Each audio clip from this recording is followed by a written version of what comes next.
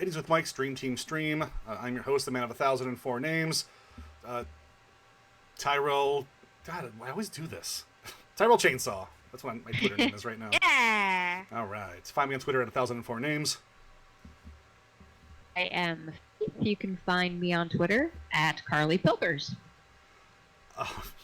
Greg might be joining us later. He's a little bit burnt out after the entire week and everything that's been going on. Can't say I blame him. This has been an incredible week. Just in every way the word works. It's insanity out there between protests and looting, violence, plagues. Wow. And I don't want anybody... Tigers. Yeah, loose tigers. There's a hippo running around Chicago. I want him to be my best friend. And I did title this, The World Burns, Let's Talk About Pulp Culture. And that's... I am trying to inject a little bit of levity in here. When we were planning the stream for today, I didn't realize today was like a Go Black day, where people are supposed to get off the internet and not self-promote and stuff. Apologies for that. It is my bad. I hope you guys don't hold it against us. It's just one of the only days that we can usually get together to do this, and I didn't. I personally needed something like this today, where we can just veg out and talk about pop culture and stuff. So please don't hold it against us. We're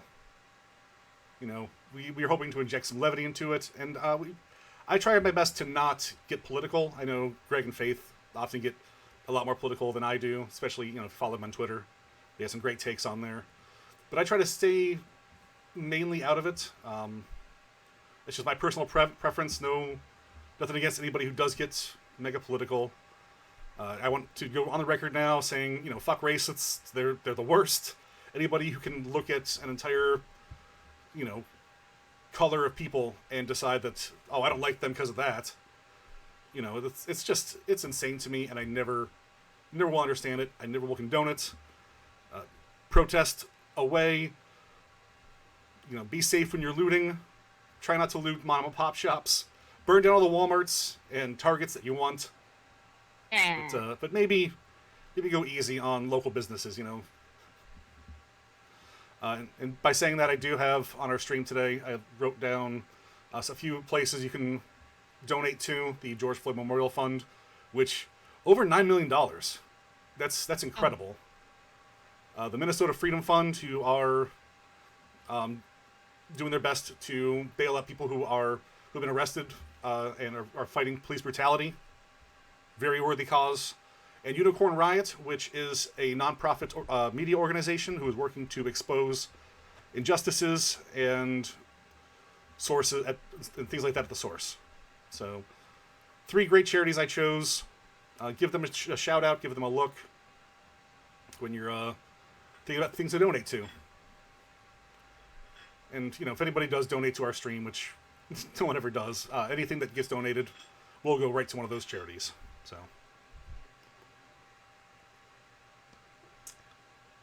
but here we are. The world is burning. Everything's on fire. Man. What a week, eh, Faith?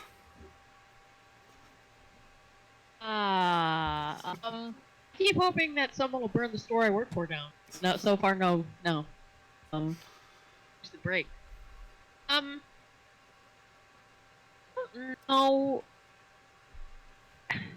how crazy things got where you are. We didn't really see any actual... I live pretty close to Schenectady, which is of the scum holes in upstate New York.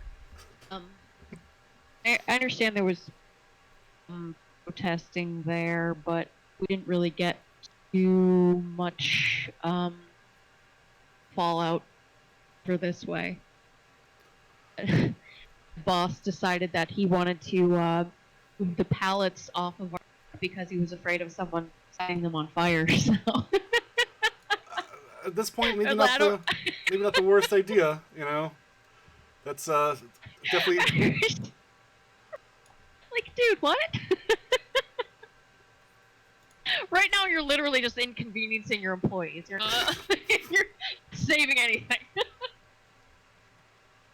I think one person who's going to set those pallets on fire. All right, no joke. Yeah, I'm friends with a lot of people on the Twitter who have been involved personally with protests. Agoraphobia would not allow for me to involve anything even remotely close to that. Hope everyone stays safe and always make sure you're in a group or at the very least with a buddy and protect yourselves and each other. Don't be unnecessarily violent. Yeah. You can help it. Absolutely. Violence just reaps more violence. It's scars that never heal, so that's all I would have to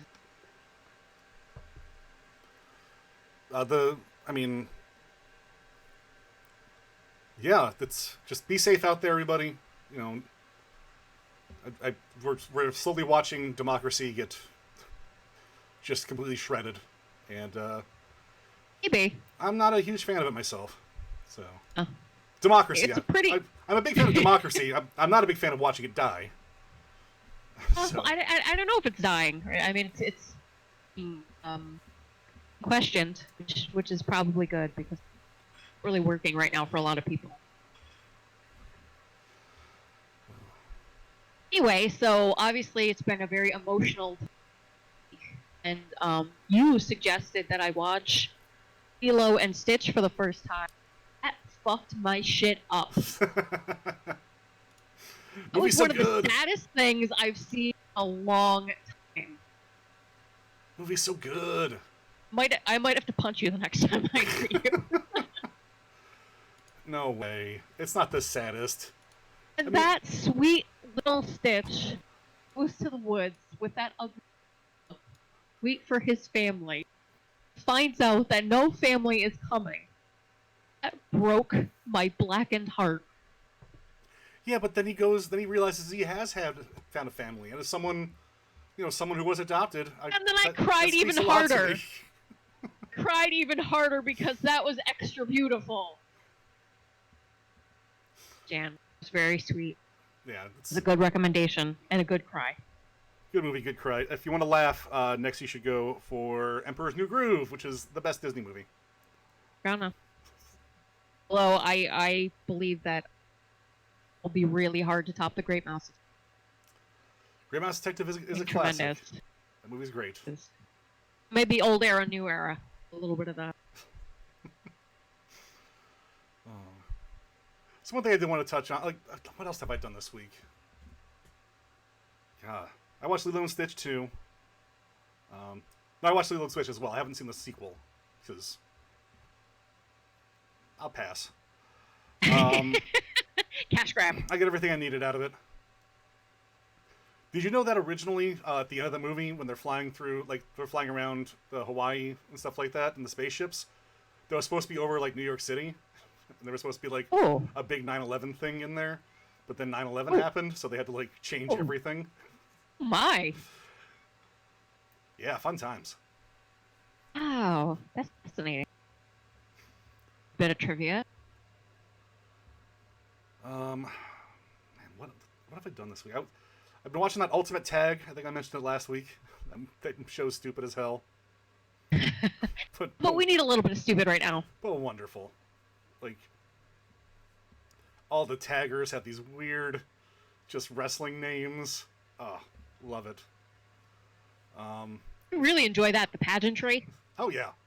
That was my favorite thing about American Gladiators. It is very American Gladiators. Right. It has that... Seems that way. Has that hint to it. Except instead of shooting tennis balls at each other, they're just running around and grabbing tags off people. Oh, wonderful. Watched the Holy Moly one yet? Is that the... Yep. Okay. Holy Moly, that's another fun one. Season 2 has been a lot of fun. Because the reason is we don't have any more money left, or there's coronavirus or something, so half our stuff's animated. We don't have water for half of our things anymore. Ooh, weird. Rob Riggle's just all over the place. He's great. Love me some Rob Riggle. He's fun. But yeah, it's another fun little show. I mean, it's nothing smart. It's just put it on when you're having dinner or whatever. Just Sure. zone out, let the day kind of slip by you. It's weird how there's random. Like a few years ago, there was that hole in the wall one or whatever. Like they'll just randomly be these bizarre game show concepts that kind of spring up out of nowhere. Hole in a Wall is actually, I believe, an Americanized version of a Japanese game show. Because of course it is. You definitely have some interesting game shows. Oh yeah. I tried to watch Watchmen, but the Blu-ray I have is the audio's all jacked on it. I just couldn't get it to play the sound right. All the voices sound like this, and then the music notes were like. So that was just, it was borderline unwatchable. Weird. Yeah. Did you buy it? I got it like on release. Oh, okay. Off the back of a truck. I was gonna say, I was thinking it was out of the trunk. No, so maybe I might just have the audio set up on my like sound system just messed up. So I'll give it a shot again. I think that's what happened last time I tried to watch it. It's just the audio was so messed up on it, but yeah, whatever. Then you said meh and forgot about it. Yeah. Let's watch Lilo and Stitch. Yeah, right on. Well, that's a good one. At least that one's uplifting. Oh, yeah, aside from that, it's been like a quiet week. Well, not too terribly quiet, what with I mean, coming down. Yeah. It's quiet for me.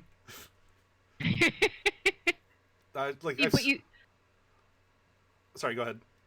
You had a storm, and all of a sudden there was a tree in your driveway. Yeah. I don't even bother talking about like yard work and stuff. Like this year, it's been such a wet season that I've had to chop down I've had to chainsaw like 4 trees. It's been nuts. Fun. I'm gonna start my own chainsaw business. Just one guy in a chainsaw, landscaping. Yes. I love everything about this plan. I'll undercut all your prices, and you get what you pay for. Don't worry. Be like Johnny Appleseed, only instead of planting trees, you'll be taking them down. Whether people like it or not. Johnny Fuck Yo Tree. Everything about this plan. Yeah, I'm a fan of it. Possibly go wrong. Still haven't lost a limb, so that's good. Yeah. Call it a win. Yeah. Most of my fingers still intact. If you can keep most of them, win. The clean. That's all you can ask for. Absolutely. So on your recommendation, I started watching The Magicians on Netflix. I'm about a third of the way through season 2. I'm watching Sunday, so I'm pretty invested at this. Very fun premise. Really enjoying the premise. Brody. Hello, one. Stop ruining my chair. I don't know what to do, Dick. Yeah, Magicians was one that I got recommended from one of my friends. Okay. And I was like, hey, Terry, you want to watch a show? And she was like, eh. And I put it on. And she fell in love with it. And I was like, this is pretty alright. Yeah. Good stuff. Brody, don't show don't show your butthole on the stream, Brody. It's the horniest show I've seen. Absolutely. I mean, I was expecting more murder and mayhem and not much sex, but I mean, I guess magicians like to get it. It is a sexy for show. Them. Right. I don't if I really care about any of the characters at this point, which makes me want more murder and mayhem, but I'm in it. I'm invested now. I want to see where the story goes and how it evolves. Definitely, definitely been quality world building. Definitely a great narrative, and a lot of really fun visually. I think Definitely worth watching. I think towards the end of season 2 and into season 3 is when it like really hits a stride. Oh, excuse me. I also started watching Run on Greg's recommendation. Um, ooh, that one. I mean, I have actually run away from my life before. Oh, I think it hit me on a visceral level, and I'm no, I'm apprehensive to watch more because he said he didn't find it especially compelling. But maybe it just spoke to me on another level. That's the one I believe. Phoebe Waller-Bridge of Bag fame is a producer. So it was definitely expecting good stuff, and again, it might just be because I found it painfully relatable. Yeah, I'll Just check see where that one goes. to check that one out. Um, I think it was. I thought it was you, but maybe even Greg who. Or he was someone even on stream. One of our viewers who suggested Bad Education to me, and I started watching that one on Netflix, and man, it's pretty good. I was yeah. looking for something like British, funny, a little bit of levity, not like oh this is funny, but it's also really sweet and takes a lot of energy to watch. But no, it's Right. good. It's definitely good.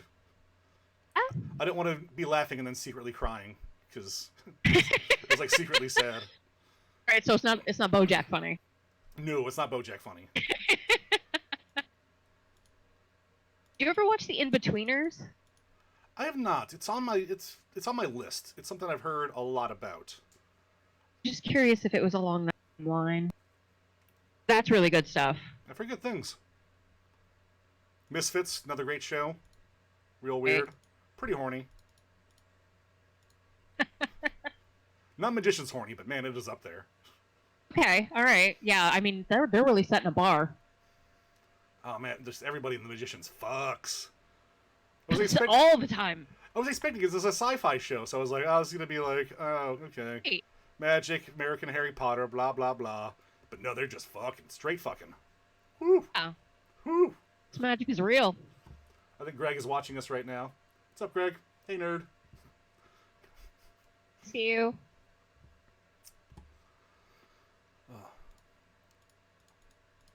Anything else before we move on to something else?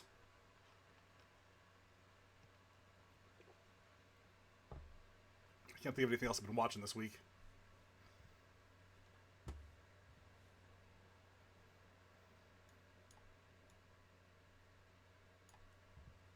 Faith, did we lose you? Still here. Oh yeah. Anything else that you've seen this week, or you want to chit chat about? I think so. I've just said once I started getting into the magicians, that was it for me. I'm gonna ride that one to the end.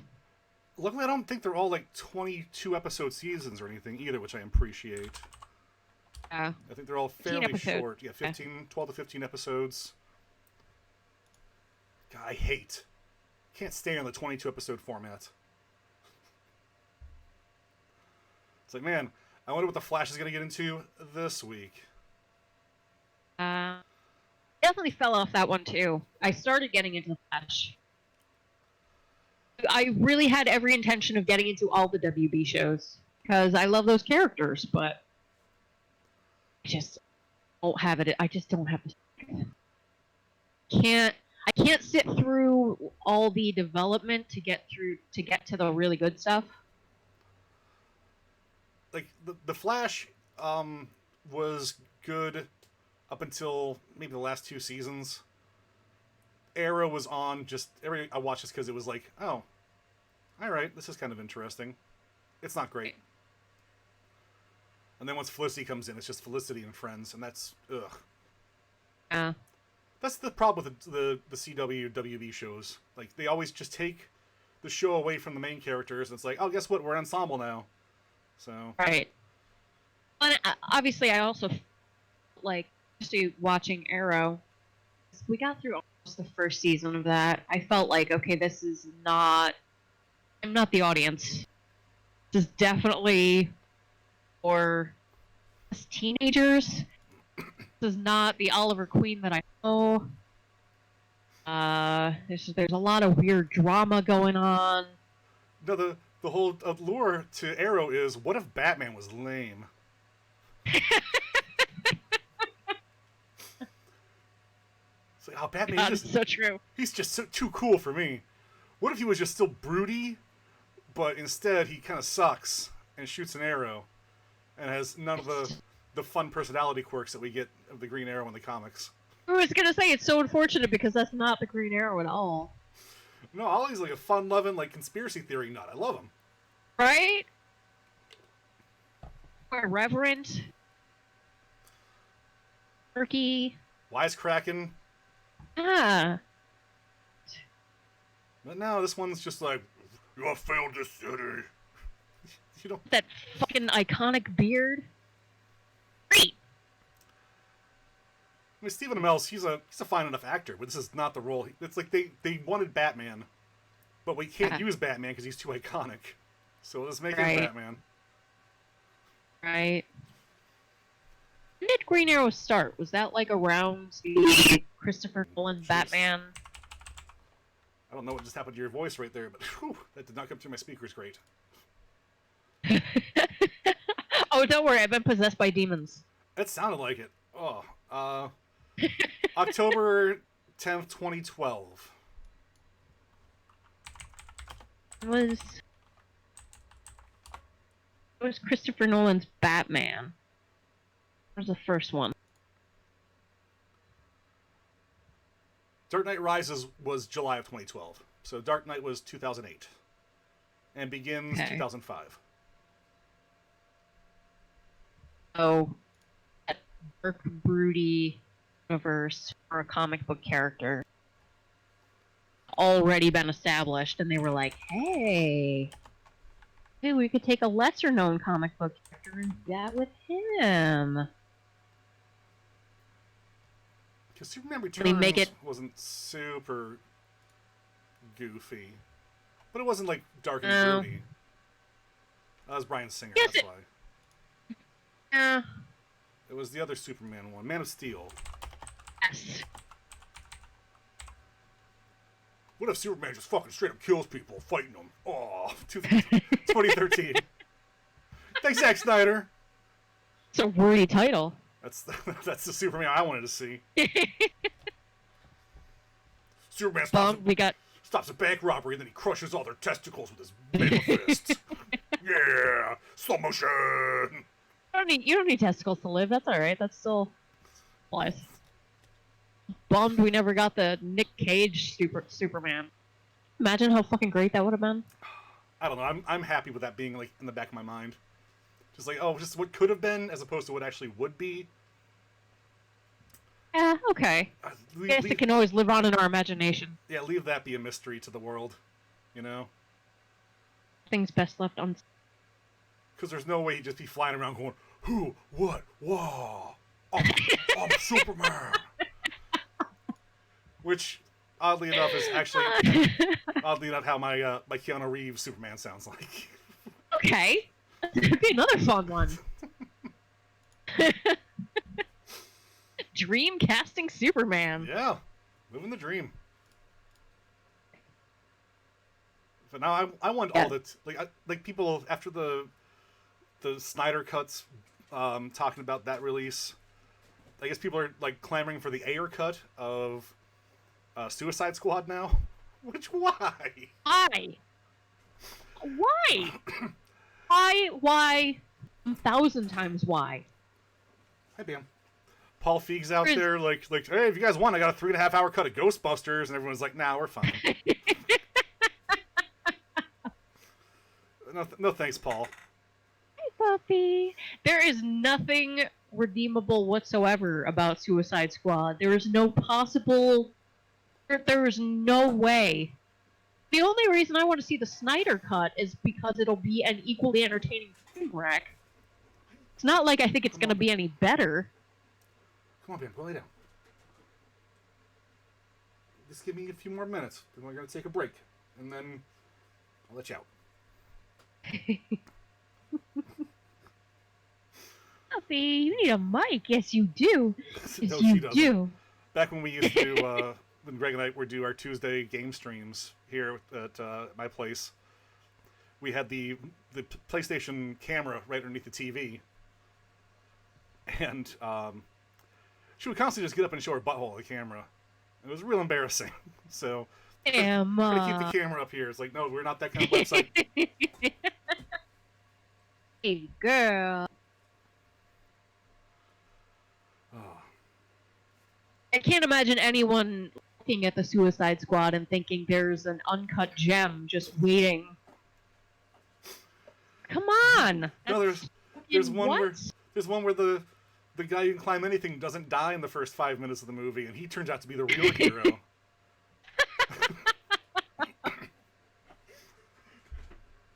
Oh no, it's the Saint Elsewhere ending where it's all a dream in a troubled child's mind. It kind of is. Okay, why would anyone draw attention back to that movie for any reason? Here's what I want. I want better and worse directors to get all the footage that was ever shot for that and recut their own movie with it. Alright. Like, I want to see the Quentin Tarantino Suicide Squad just as much as I want to see the Paul W.S. Anderson Suicide Squad. Yeah, now you're on to something. Oh, yeah. Like, what are you guys doing? You're not making movies right now. Get all that footage over to Tarantino and Anderson. It's true. Even Louis Anderson. Let's see what he's got going on there.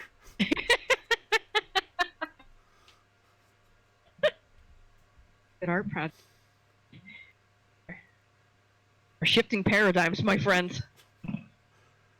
Greg's saying that everyone thinks there's an uncut gem in Suicide Squad. Oh, man. I can't imagine why.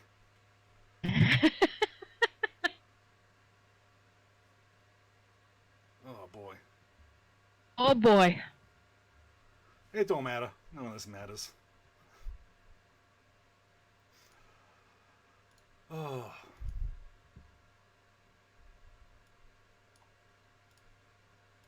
I had another heavy thing that I wanted to talk about, but I don't know if I want to talk about it now. It's not that heavy. I'm going to bring it up. I'm appropriately burp before I say it, forgetting that I have a mute on my microphone.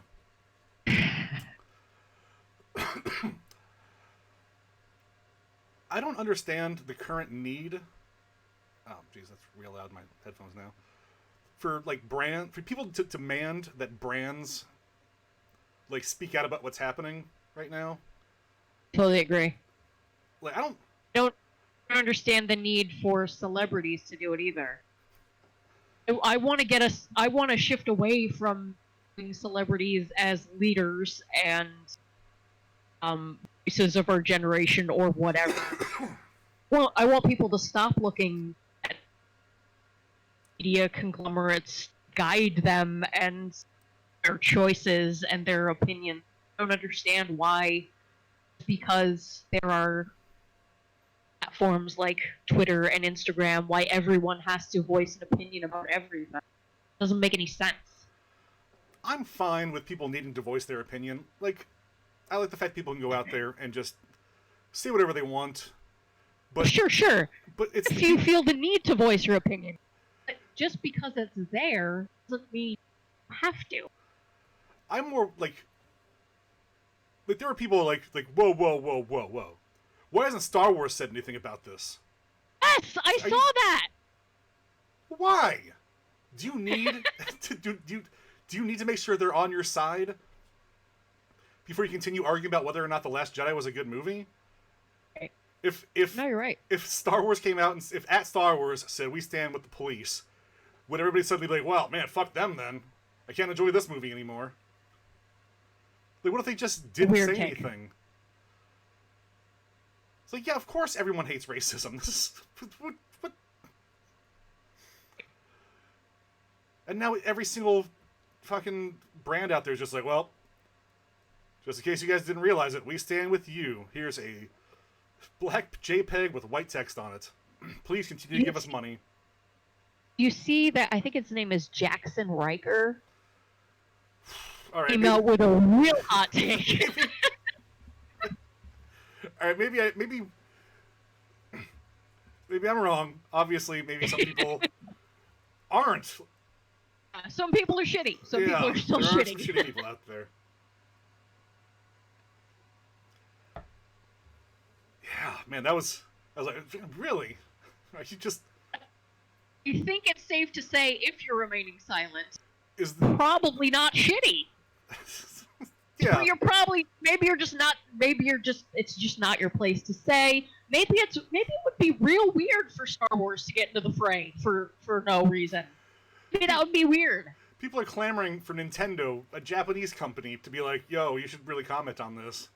It's like, really, dudes? That's real weird. That's so weird. And you got companies like Activision and Blizzard who are like, oh, we, black JPEG, white text, but at the same time, we'll like condemn, cover up, and censor the Hong Kong riots and stuff. It's like, well, maybe this is all just lip service, you guys. You ever think about that one? It's true too. I don't think if they Maybe stop I don't think so. putting Greg. so much. Nike was one of the first ones to come out with black JPEG white text, and people are looting the shit out of Nike stores right now. But yes, it is good PR. But I guess if you don't see through it, yeah, like you should see through it. yeah, why can't people just see like, man, this is obviously them just placating and PRing. Right. So they don't give a fuck. Oh, why would they? Don't let They're at don't let the brands root rule you. of the shitty system. Yeah. Don't let brands rule your life. That's Oh yeah. you rule the brands. Very good point. Not at all common sense. Yeah, Jackson Riker. That Luck, bud. Get your head out of your ass. Well, this is a weird parody account. Oh, this is a check mark, huh? Oh, okay. Well, you need to come to Jesus. I don't even know. I'm an atheist, so I don't know. Do whatever you got to do. yeah, maybe just don't be shitty. Thoughts? I don't know. Oof, I'm a goof. Hot take. Hot take from Jackson Riker. We're such a shitty racist, bud. Yeah. Oh boy. All right, it's 3:43. I'm gonna take a few minutes. My dad actually called during that last little segment, so I'm gonna give him a quick ring back. Pop the dog out. Greg, if you want to, if you're out there, you want to join us for the list, jump on in. Until then, we will be back in 5. All right, which one's the break message? Which one's... All right, break. Oh, that's not where that's supposed to go. Break message. Back in 5, guys. We'll be right back.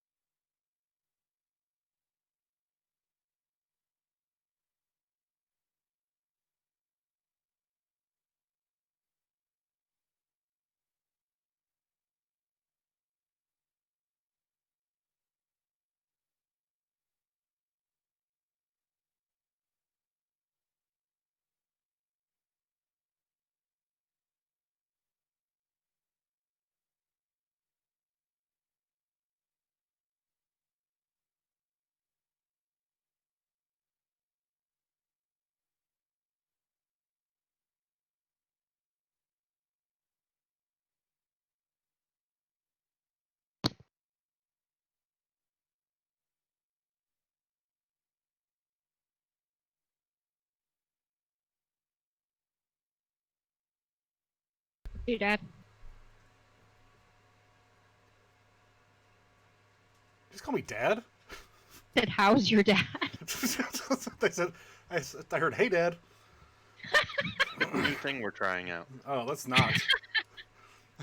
Well, tough nuggets, Daddy. All right, now I'm into it. Update here at my house. The dog did not need to go potty; she just needed attention, and my dad just needed help setting up. My dad just needed help with Wi-Fi, as usual. Oh, okay.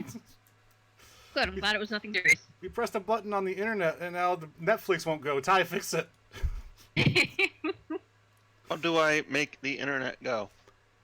Much. Just give it 30 seconds; it'll go by itself, as it always does. All the lights were on, and then all the lights were off, and then all the lights were on again. Don, it's off. Hank, you're blinking. I do realize that Venture Brothers is why I call my dad Pops. I'm like, hey, Pops. All right. Gregory, how are you, buddy? I'm not in the world's best place. Yeah, Oh. But I made this damn list, so I'm going to tell you this damn list. I'm excited Alright. you're here. I'm going to keep working while we do this, just a heads up. we were I'm sorry. we were an hour late because we were trying to get Faith's camera working. So we're gonna work on that this week, and fingers crossed we'll get her going next week. I can't possibly imagine what the fuck the problem is. I know what the problem is. We just got to fix it. Oh, what's the problem? The problem is packet loss going from her connection to the Discord server. Ooh, that was loud. Whoa, sorry. Let me put all the audio through my headset. So if you guys know anything about packet loss, hit me up.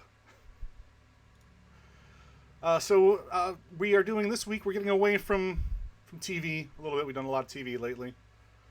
We're just going to do generic pop culture surprises. I have a little TV, but not much. Yeah, I have Me too. I have more Oh. movies than TV.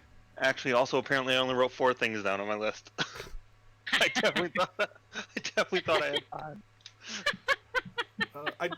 I tried to stay away from like big plot twists, you know, because I figured that would be a nice list to do at a different time. I do have one or two plot twisty things, but I went with mostly pop culture surprises that you didn't see coming. Definitely had a hard time with this list. It's so broad. Yeah, it is Yeah. it is a bit broad.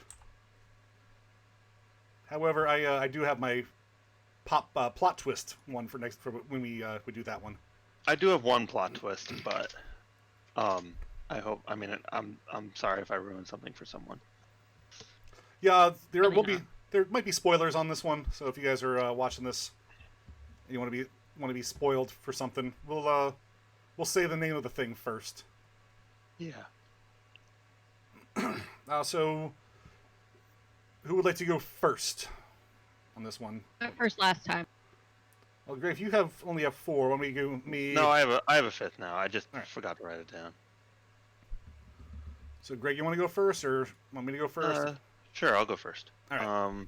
Actually, I won't go first because I'm currently checking out on a purchase. So, All right, I will go first. You go ahead. okay. All right, we'll go me, Faith, Greg. My number 5 pop culture surprise. Spoiler alert for the movie Split.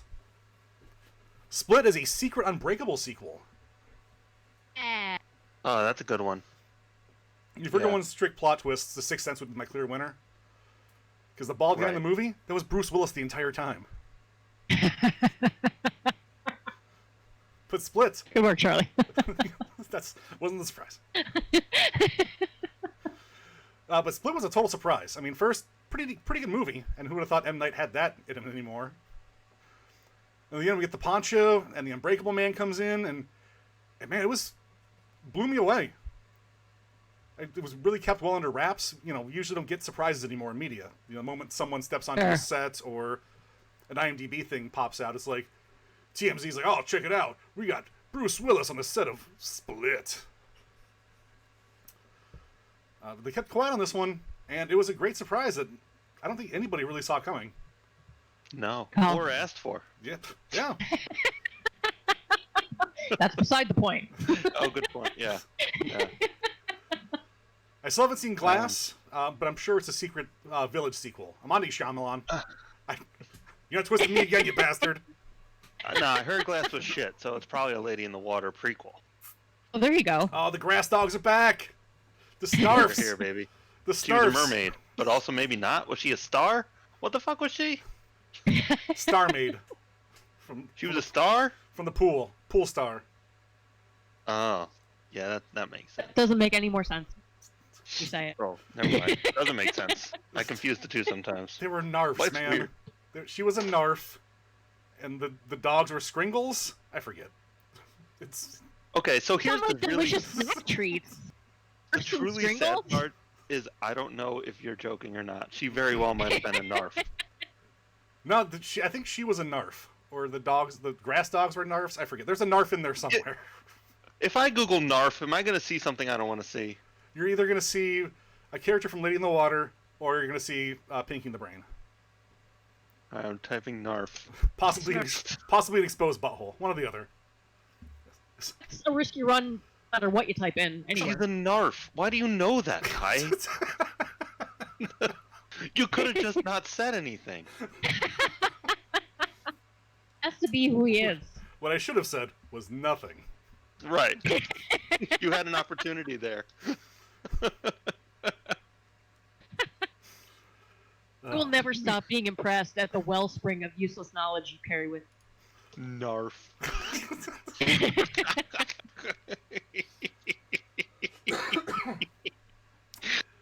Yeah.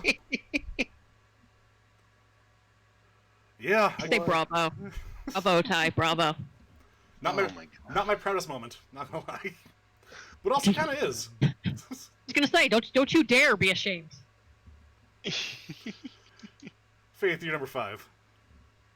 Number 5 is Run DMC and Aerosmith's This. Oh no. That was hugely influential, innovative. There was nothing like that at the time. And just the team up of the two was a weird, wild surprise. It was a boon to both of their careers. It a precedent for rock and rap way and made it marketable. Yeah. Yeah, man, that song's a jam. Oh, It is a jam. I feel like I watched something very, very recently on that. And it was interesting. It was interesting that, like, according to Run DMC, everybody knew that hook to Walk This Way, but apparently nobody even knew there were lyrics to it. They literally just liked that guitar riff and the bass to it. okay. And Rick Rubin was like, there's like more to that, right? What? Talk about surprise. Not enough credit goes to Rick Rubin for how influential he was. Yeah. I think it's 'cause he's kind of a douche. He's a douche now. I don't know if he was always a douche. Yeah. I don't either. But Oh, I man, think, that is a good look. yeah, yeah. He's a weird dude, but Sure. he's had his paws in almost every influential album of like the last 40 years. yeah, no joke. Even secret stuff, he produced Raining Right. Blood and stuff like that. Yeah. It was like License to Ill and Raining Blood. That's quite the track record. Yeah, that's just for hitting, sure. hitting on ends of the spectrum there. Mm-hmm. He's definitely talented. I just I don't. There's definitely some dark shit there that we don't know. Yeah. And how could you? You can't even see his eyes behind his beard. Could have an Avril Lavigne situation here where they're just replacing Rick Rubin's all the time. Are they replacing Avril Lavigne? Is she a robot? That's the It's a conspiracy theory. yeah, that Avril Lavigne died years ago and they just replaced her with a different Avril Lavigne lookalike. All does that people, even I don't know work? why. I don't know. Of all people, What I are don't the know why you logistics select of that? her. You're asking all the right questions. Why? That is the most important question. We have the technology. We can rebuild her. Yeah, okay, I guess, but maybe we don't have to. right. I guess maybe you pick someone completely random, Right. add credence to it. I don't know. So at the beginning of, she was struggling with fame at the beginning of her career, and she began using a body double named Melissa. And they believe at some point the real Levine died, and they just used Melissa the entire time after that. How much of that is fact? Isn't that the plot of Bubba Hotep? I mean, yeah. Only without the, mummy sucking souls through assholes. As we know. God, that About movie's so good. Bubba Hotep? She got Bubba Hotep, damn it! Can Can you imagine telling Avril Lavigne that people think that? I would tell her Avril, right did you to see her this face. thing? Did you know you got Bubba Hotep? No, Chad, I didn't. Is she still with Chad Kroger? As Yes. far as I know. I love the inherent obligation for all Canadians to wind up with each other. Right? Is that Ty? All I know is if I were ever in a restaurant and Avril Lavigne was there, I would just yell, Melissa! And see if she looks. Oh my god, yeah. Easy way to Yell fix it it. right in her face. Right? She doesn't flinch, then you know she's Yeah. real. Are you a robot? Obligated. Like, remember when Alanis Morissette and Dave Coulier were together? It was like, well, you were the two famous Canadians right now, so I didn't Have know at they it. were. I didn't know they were together until it got ugly. She went That's down what on him in a Canadians theater. do. Right? Yeah, I didn't know any of that. She blew she blew him in a theater, man. She wrote about It's it. done. It's fucking how it's done. She probably didn't. Yeah. I'm gonna write about how I did all those weird things you wanted me to do to you, Yeah. even though I Or didn't. didn't. Dave Coulier is like the lamest dude on the planet. She would try to go down in the theater and he'd be like, oh, cut that out. Cut it out. That hand he does. That is a great revenge though. Like write a song about how like I did all those weird things sexually to you, like I fisted you and like Yes. pegged yes. you all night long. It's like, oh, I can't believe I Yeah. did that for you. And she's like, no, I don't No, want you that. didn't. All right, whatever you say, Dave. Look, you don't have to be defensive anymore. Dave, I'm not talking about you in my song. I'm talking about my ex-boyfriend, Shmave Shmoulier.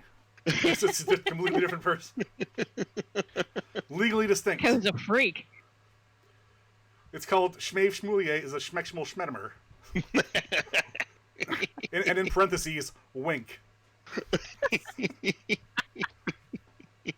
Stop. Right there. Greg, number 5.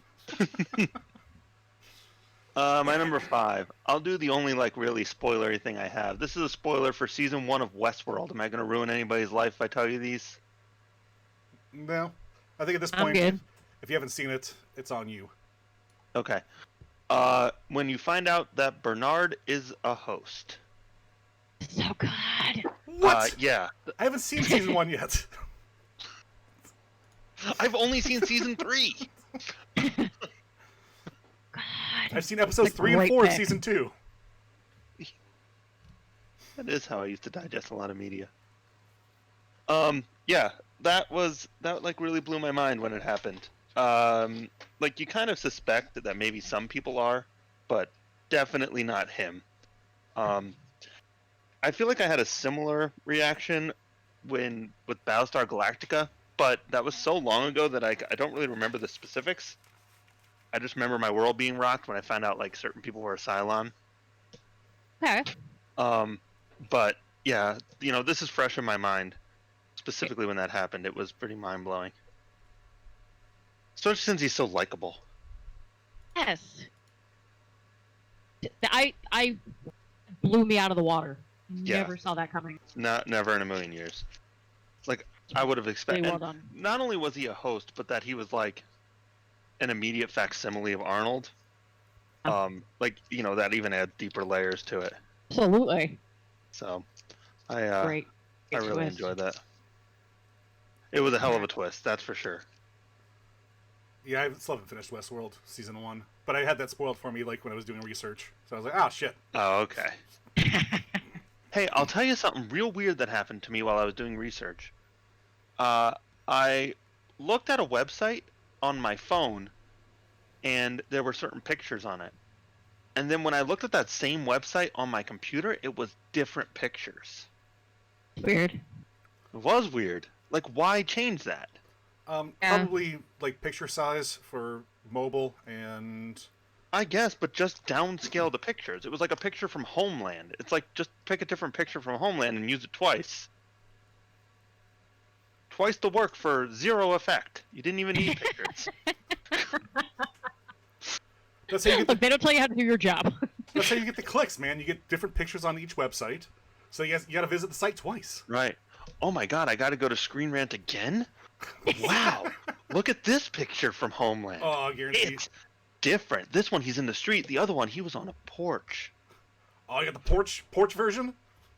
My life is so much better now. BuzzFeed Porch Edition. No, tenfold.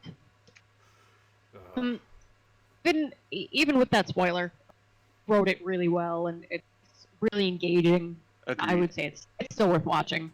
And it's doubly heartbreaking because, like, you find out the same time he does. Exactly.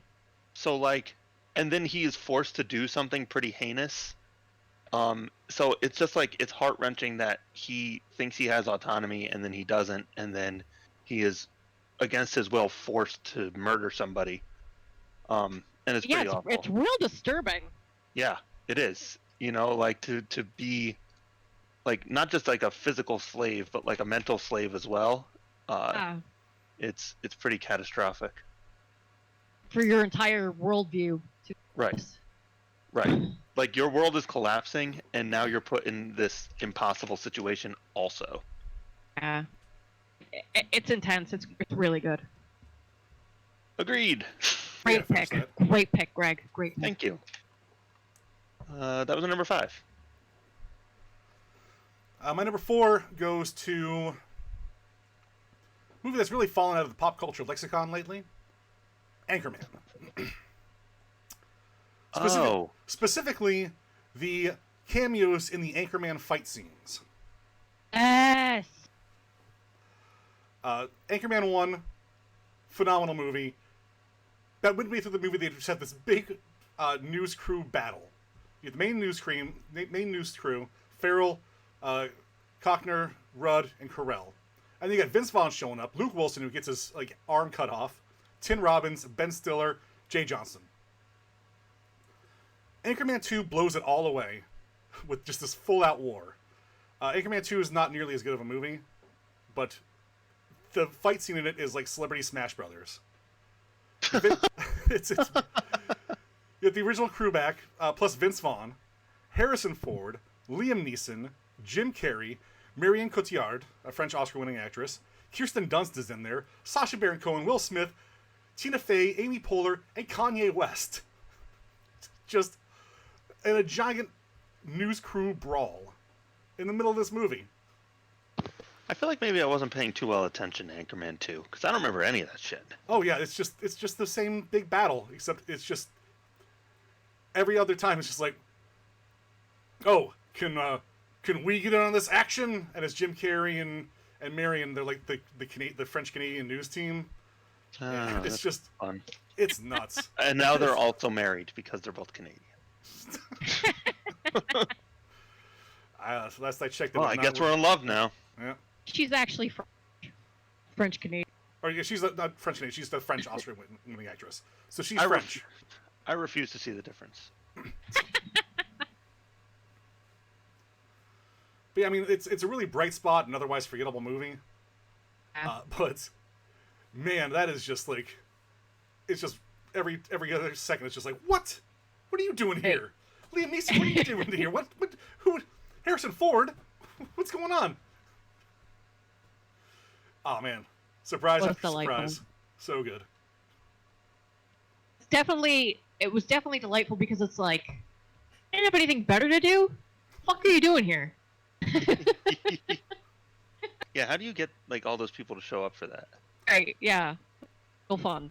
Anchorman was such a successful movie, and then you're Will Ferrell. It's like, hey, you guys want to come and be in a fight scene in my movie? I can imagine nobody would turn that down. I guess. But like, Bait what kind switch. of celebrity life are you living where you could be like, yeah, I can take some time off to go fly to wherever we're shooting this to go do this thing? You're a celebrity, Greg. You literally have all the money and time in the world. Yeah, good point. I mean, what are any of these guys doing at this time? Half these guys are, Harrison Ford. Star Wars hadn't started up again. Liam Neeson, I guess he was done with wolf punching. Jim Carrey hadn't really done with wolf punching. I guess he I think wasn't. you're just taking a break. Yeah. Taking a break in between wolf punches. Will Smith and Kanye are like two of the big ones. Yeah, Will Smith was saving Earth after Earth during that time, I think, right? Maybe. Saving Earth in something. Shamalama Ding Dong coming back around. Which is going to be the name of my new album. Platinum. 3 times. Pick. Faith, Very fun. Number 4. Number 4 is one of the most expertly executed, it was all a dream device ever. The series finale of the Bob Newhart Show. Oh, for sure. Yeah, that's a good one. It was all a dream. It was all a dream. Not only was it all a dream, but it was all a dream from a character from his original sitcom. That might be the best ending of all time. It's up there. Layers upon layers. Bob Newhart is definitely on my Mount Rushmore of because he is just a goddamn genius. It's definitely one of the greatest endings ever, and a spectacular, long, on payoff, and no one ever saw that coming. Yeah, no way. How could you? It was brilliant. It was gratifying. It's not like halfway through one of the episodes you see like a flying fish go by, Right. So. Well, being chased by the Nightmare Man again. Time to go. Fantastic. I want to show you guys a magic card. Come on, Dan, go lay down. But I don't know if it's going to show up. Go on. All right, I'm going to turn on my camera for a second. Pardon the fact that I look like garbage. All right. So this is a magic card. This is an alternate art. All right. Let's put it here. That animal's getting blasted in the ass, right? It's a little bit shiny. Can you angle down a little bit? Look at this face. I hope you can see it. Look at that. Look at the distress in his eyes. Oh yeah, he's Not as like face, though. a much larger his beast posture, is like too. coming right in there. His posture and right. like the tension in his legs. And like it's hard to tell because of this. There's like all this sweat coming down from him. This is like legit one of the most like.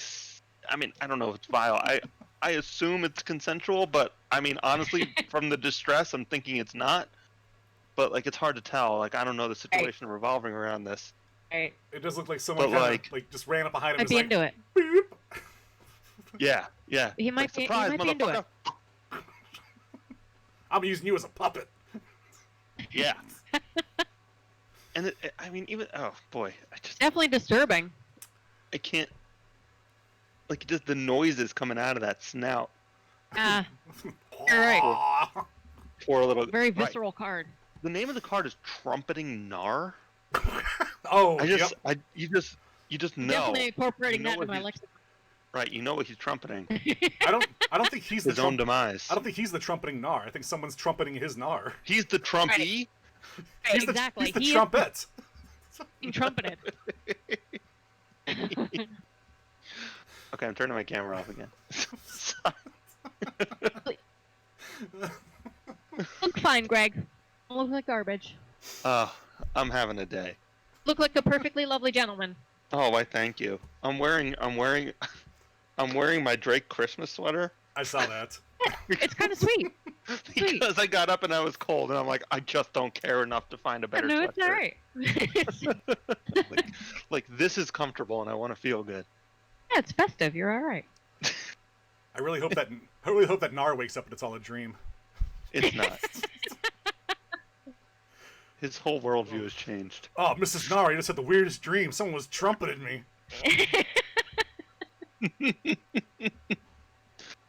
They were playing him like a trumpet. And Yeah, damn right. And you were there. And you were there.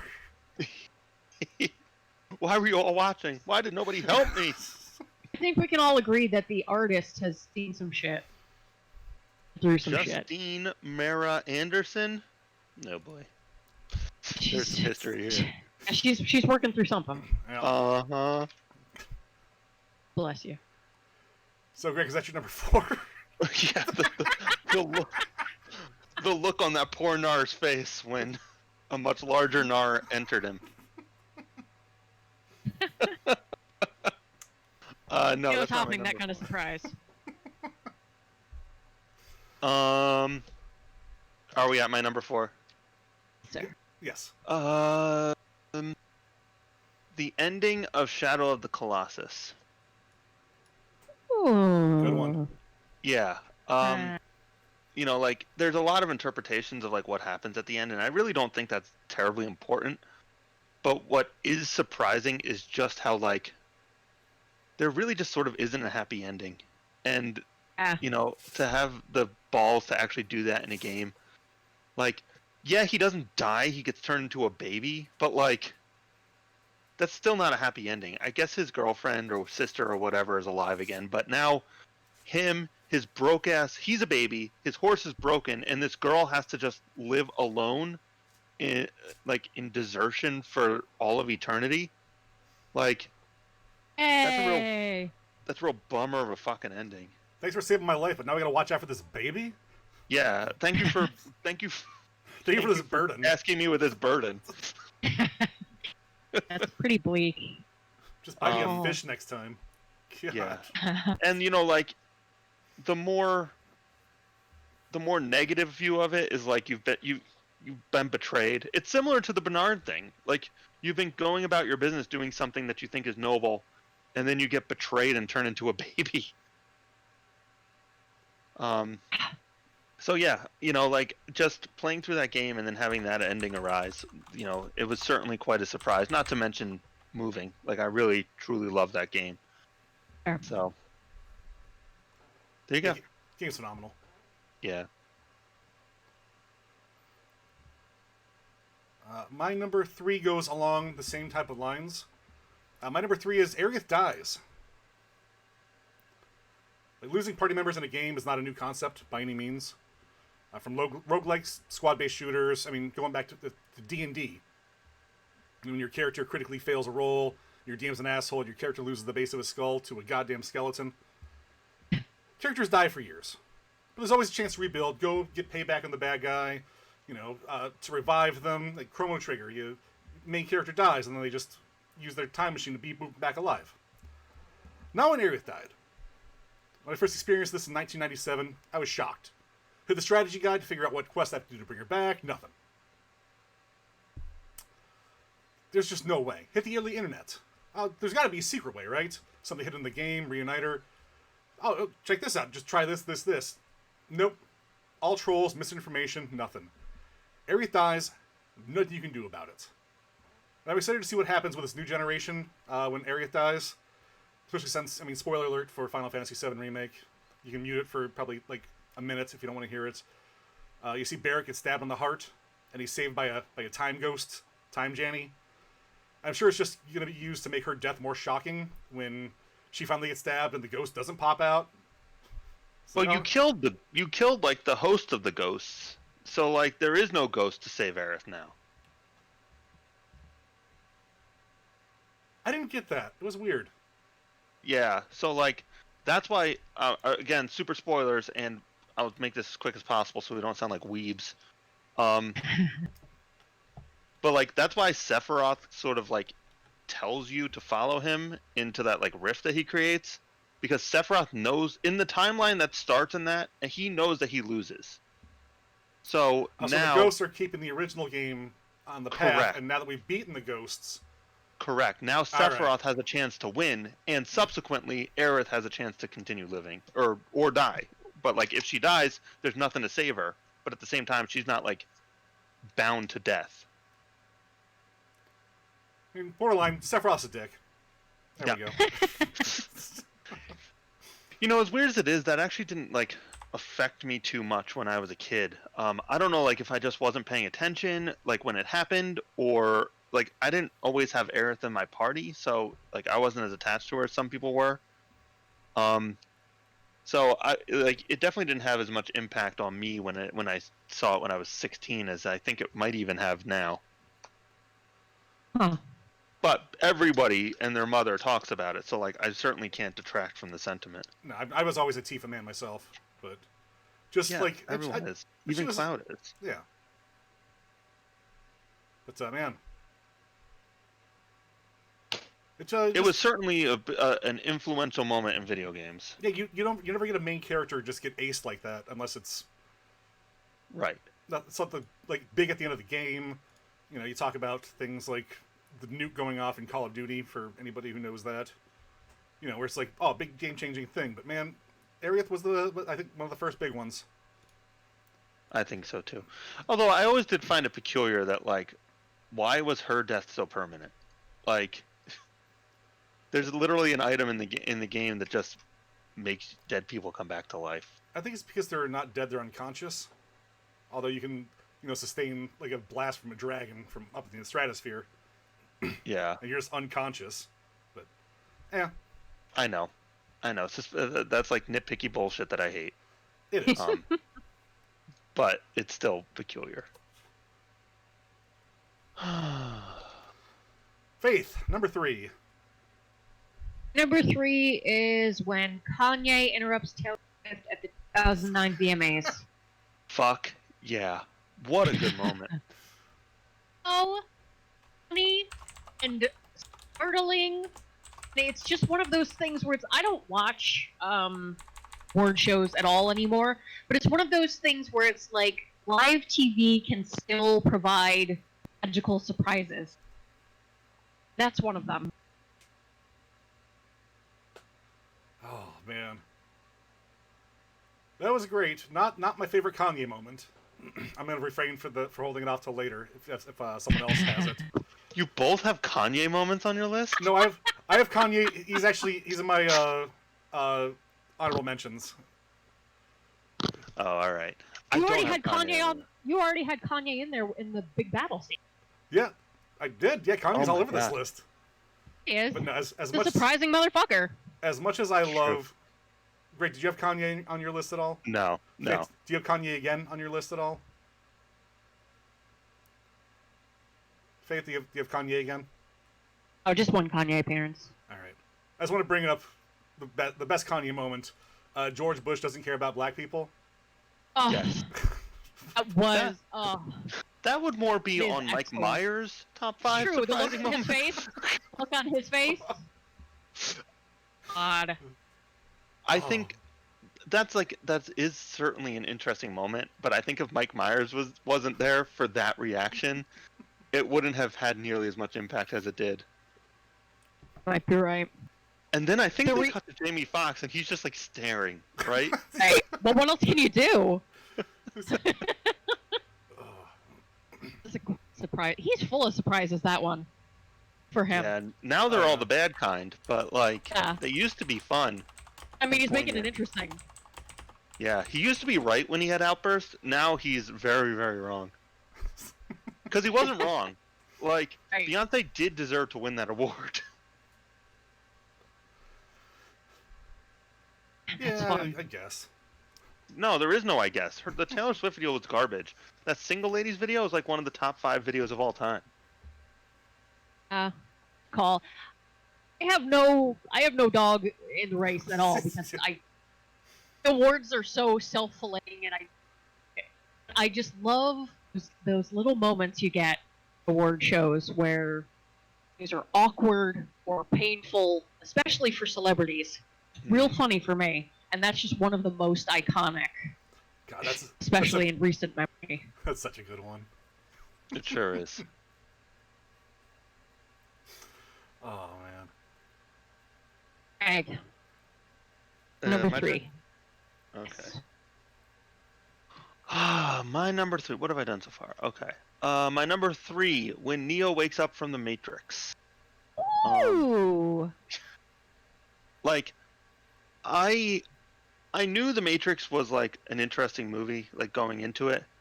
You know, the kind of thing where it's like question your reality and all that stuff. Like that was pretty blatant. Like interesting things are happening. But the actual moment where he like touches the mirror and then it goes down his throat and he wakes up in that pod, that was so jarring from what I was expecting that like it really truly rocked me at that moment. Because then it was just like this movie's not even close to what I thought it was.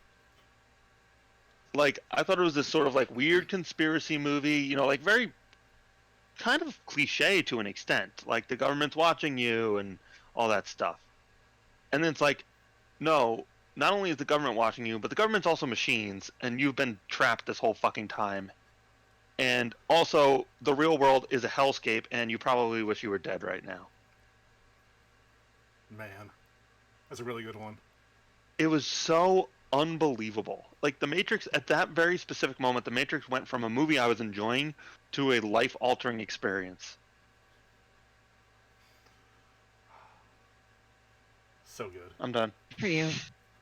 No, yeah, that's That's a brilliant moment, because it's not just the character surprise, it's yours as well. Right. Like, that part of the movie was never advertised. It was all like, Keanu Reeves does karate. Right. Not Keanu Reeves wrestles with the idea Everything of what hinges upon reality it. is. I just know if that was cut today, it'd be like, it's like, you gotta get out of there, Mr. Smith, and then it's like, you hear the phone ringing, then you see him touch the thing, and then the glass goes in, and then it's like, he wakes up in the pod, and it's like, the Matrix. that would be the cut today. It'll be all like the bwomp. Yeah. Every And I 3 feel like seconds. that happens probably 35 minutes into the movie. Like, that's a long time before, like, Sure. blasting people's faces. Right. Trumpeting Right Nard knows pick. what's that about. He just saw the Matrix. Poor thing. Poor thing. Whoa! I didn't know what this Matrix was all about. Whoa. What? He's scarred by the Matrix. Oh. Pick. Yeah, good one, Greg. My number 2 goes to the Reigns of Castamere. Ooh. What's that? It's one of the pinnacle moments of TV in my eyes. Game of Thrones used to be an unpredictable, on the edge of your seat entertainment. Ned Stark loses his head, and you joke about Sean Bean dying in all of his movies and shows and stuff. But he was like one of the only good characters, like good characters in this, among these genuinely evil people. You thought he was the main character. Yeah. Right. And you get this lesson in the show that's like, no one's safe. Evil definitely triumphs over good. Sometimes. And the Starks, they're going for their revenge. They're going... 60% of the time, all the time. The Starks are out there. They're looking for allies and friends. Looking for family. The War of the Five Kings is raging. They finally get to Walder Frey. It's like, hey, you know, we'll give you some sanctuary. You guys can hang out with us.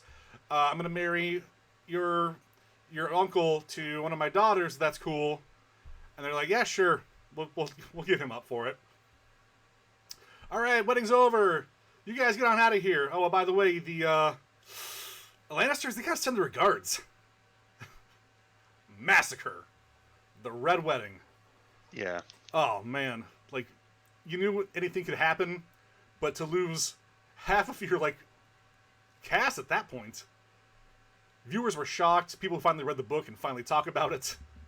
And the show would never be that good again. That's true. Yeah. Because after that, they just... It definitely would never be that shocking again. Oh, it would be. The final 2 episodes. Shocking how terrible it was. Okay, well, shocking in a good way. When did Stannis sacrifice his daughter? Oh, that was. Was that before or after? think That to me season is the most shocking moment of Game of Thrones. Like, that was after. What was way Okay. after? Yeah. Because Ramsay, Bruce rather, was Ward of the North. oh, okay. Yeah. Was trying but to yeah. retake Winterfell. Oh. Needed But- more juju. He needed more of the Red Queen's, Right. Red Woman's juju. I like that we just never get any explanation for that. Like, god damn, what a shitty show. Well, I guess I've done everything I can here. You've done nothing. Didn't Well, I? like nine. And I mean, maybe that's just sort of like the low-key point, but like all these different people had all these different gods, and at some point, all those gods sort of prove that they're the one that actually exists. Right. But then they don't ever like actually go into depth with any of it. Then it amounts to nothing. Right. It's just a series of red herrings. That The whole sounds fucking show. That sounds kind of like a life lesson about religion, now, doesn't it? Yeah. Ooh, except that real cosmic. religion is bullshit, and all these Right. people actually did miracles. Right. Oh, did they? Point. It's like a reverse metaphor for religion. Well, maybe magic is real, but that's another thing that we just don't get answers. We just never get answers. Abracadabra. Yeah. Like there's the many-faced god, and there's the fire god, right? And then the sea people have a god. Ground And god, then- yep. Yeah, and then And there's the old gods. yeah, which is that the one that takes over King's Landing, and they shame Cersei, whoever their god those- was. That's the old gods are in the Were Tree. Oh, That's who Oh, they yeah, still yeah. worship up north. oh yeah, they made the Ice King or some shit. That was the children of the forest. Holy fuck! Yes.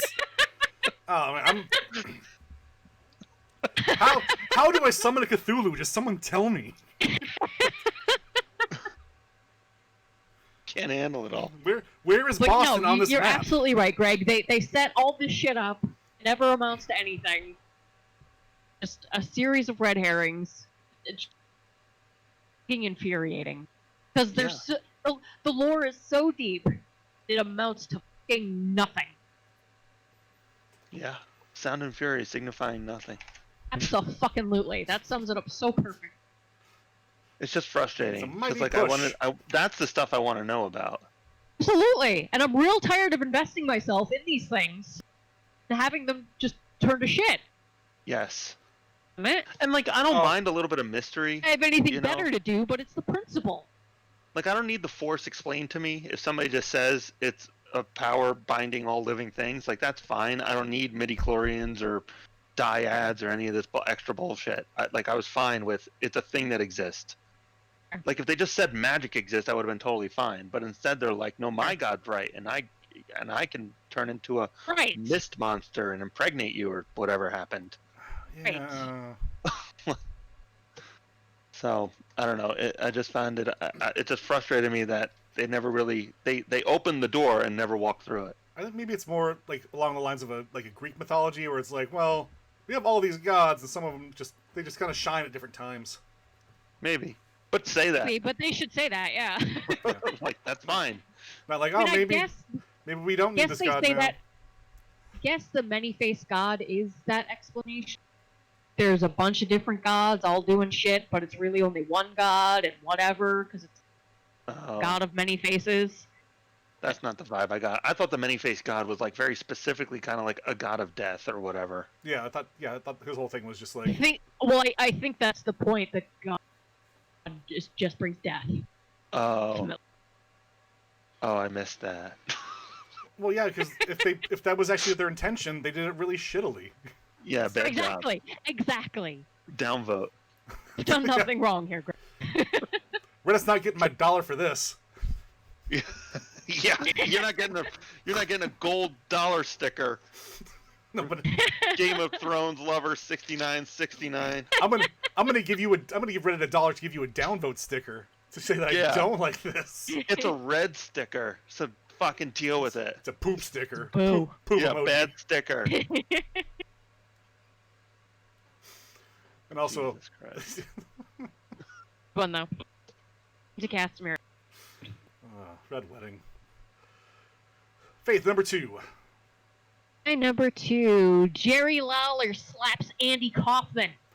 Whoa, good one. Yeah, real good one. I mean, this was back when kayfabe was wrestling still alive and well, and shit like that felt so real and so exciting. And I mean, that storyline was magical. Yeah. That To storyline bring it to late, that might be one of the most real things that ever happened in wrestling. right? And to bring it to late night TV and like an actual audience was really smart and really daring and really effective. Andy Kaufman, obviously, everything he did was a fucking surprise, but it was just such a great, iconic moment for wrestling and for just performance art in general. Because it worked. It fucking worked. True. Yeah, Silence is always a fun surprise. That's a really good one. that's a great one. That was courtesy of Josh, by the way. That was his... Oh, good pick. The concept of Jerry Loved Lawler it. being relevant is like so bizarre to me. Like the fact that he did something innovative and like interesting just doesn't Couldn't compute. agree more. Because, yeah, it doesn't add up. Right. Especially when you listen to him now. It had to Like be, two different people. had to be all Kaufman. I feel like he more Right? likely got Melissa than Avril Lavigne did. Bubba Hotep. Yeah, Bubba Hotep, right. You got Gary the King out there just sucking his soul out through his butthole. Yeah. Uh, Good one, Faith. yeah, really good one. Number Greg, number 2, 2. Greg. My number 2. I'm trying to figure out how to put this. I guess I would say the moment when I realized that Portal wasn't just a puzzle game. Ooh. That's such a great moment.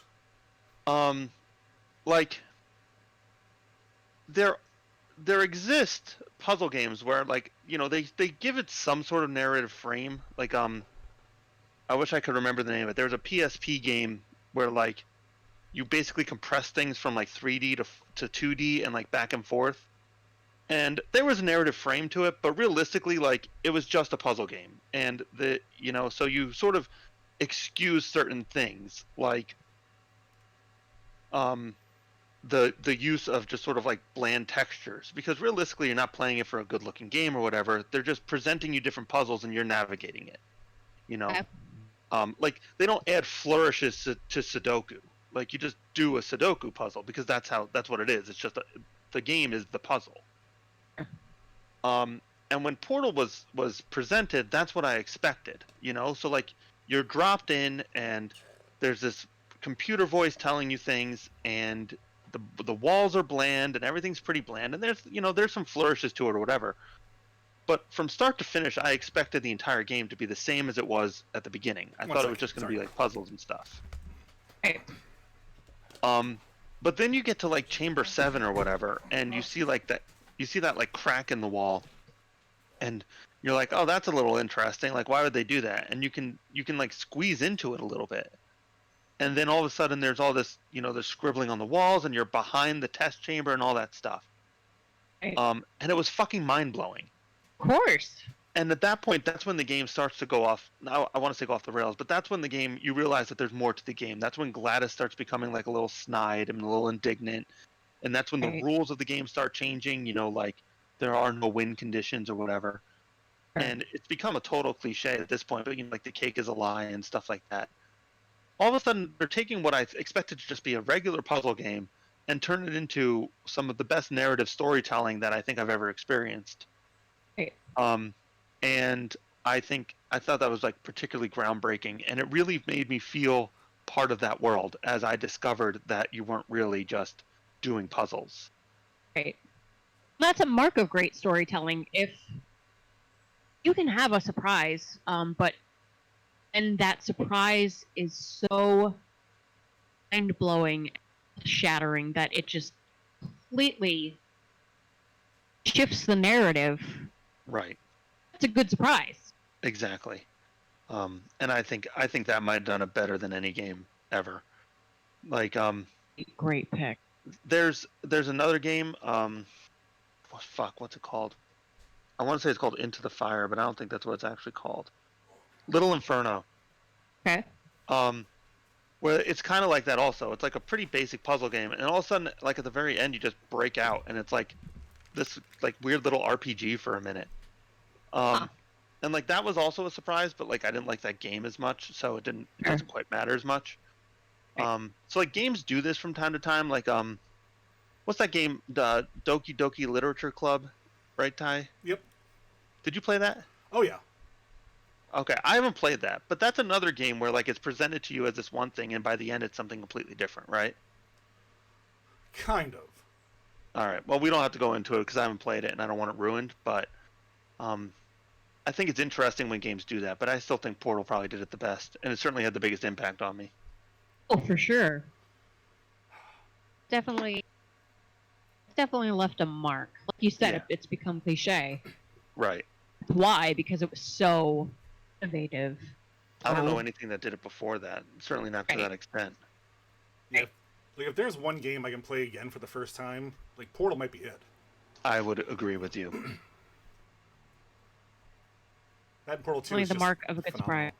Oh yeah. Portal 2 is good. I think Portal 1's better, but for different reasons.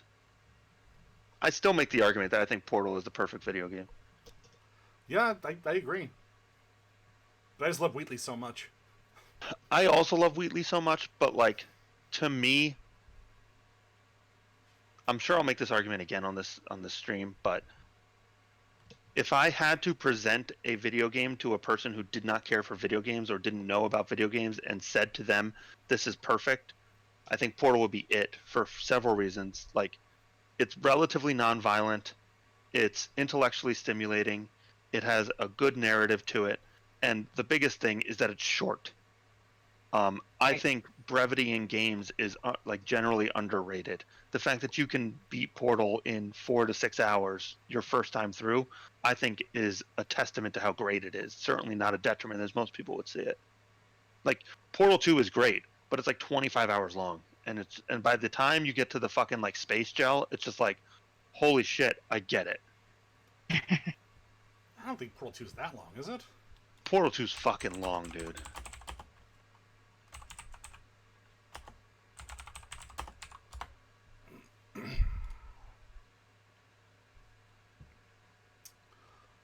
Did you look up time to beat?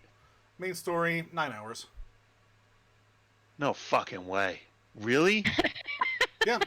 Main story and extras, about 14 hours. Completionist, 21 hours. I mean, maybe I'm a completionist. I don't know. Well, yeah, if you want to go into like with the especially with the co-op and stuff, yeah, that's gonna take you a while to get, especially when you're playing with someone like us. Yeah. But no, I don't think. Yeah, I agree. Portal 2 is definitely a nice, short, not exactly bite-sized, but like it's a good-sized meal of a Yes. game. You know. Agreed. It's not nothing, but it's also not like so overwhelming that I'm like it's daunting. Like I think anybody who wants to give a serious commitment to trying a video game can devote enough time to beat Portal. Such a great So there you game. go. Just have Good pick, Greg. Thanks. to pick. My number one is a bit long-winded Uh-oh. because it's almost like a chain of surprises. And it all starts with Soul Calibur 2. Can't wait to see where this goes. Soul Calibur 2, like Soul Calibur's always been kind of an underrated fighting series. The game will come out, it'll be pretty popular. But when another one comes out, like something else gets kind of gets forgotten. But there's something that Soul Calibur 2 will always be remembered for, and that's the guest characters.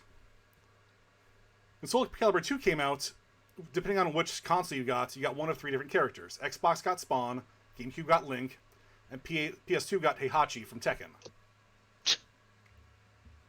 So it's like, well, I can play as different characters that from a different series, from like a completely different franchise. And then moving on, Soul Calibur 4 gets Vader and Yoda. Soul Calibur 5 gets Ezio from Assassin's Creed. Soul Calibur 6 has Geralt of Rivia and 2B from Nier Automata. So, beyond that, this would spread out to different games. So Mortal Kombat 9, we get Freddy Krueger. Mortal Kombat 10, we get Jason, Predator, Alien, and Leatherface. Mortal Kombat 11 now has Joker, Terminator, and RoboCop.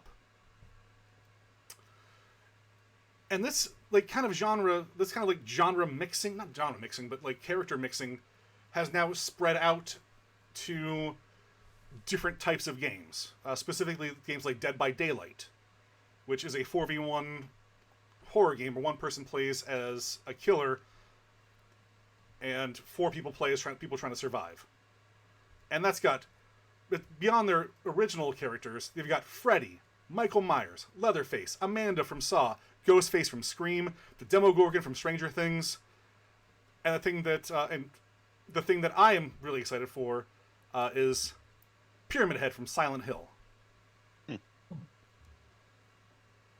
But what this all led up to is my favorite surprise to come to Dead by Daylight: the ability to play as Ash Williams, complete with Puppet Ash for an arm. Oh my! Voiced by Bruce Campbell and everything. Oh, That's fun. it's a delight. So thank you, Soul Calibur 2, Yeah, for sure. for letting me play as Ash Williams in Dead by Daylight. I mean, yeah, that set a great precedent. Those kind of prizes. They're always fun. And obviously, That's true. each of those killers has their own like survivor equivalent to them. Just no one cares about them. Sure. Like- Why would they? Yeah. Everyone wants to be the killer. Playing as Ash, he didn't need like a Deadite counterpoint. He was just like, "Hey, we got Ash. He's got a puppet Ash. And Tremendous. it's great." You love it. So one hype surprise 2002 led me to live my dream in 2020. And unless Mortal Kombat decides to add Ash, like the leaks said they were going to, I'm not worried about picking up their Mortal Kombat Aftermath. Your game sucks. Take suck. What? Does it suck? It's just not great. Oh. They constantly just add new shit to it with updates, and it's like, you get the new one, Aftermath. It's an extra $30. It adds like 4 new characters, a new story mode, and friendships and stage fatalities, which should have been there in the first place. Well, that's true. So, and it's just like, at this point, I don't play it competitively. I barely play it online. Like, why would I want to go back to it? Just so I can play as RoboCop? I mean, kinda. Right. That's how they get you, bud. Yep. Just You let me But buy I get you. Just let me buy RoboCop.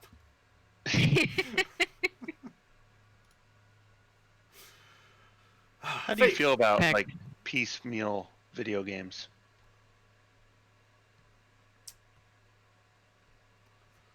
I'm of 2 minds about it.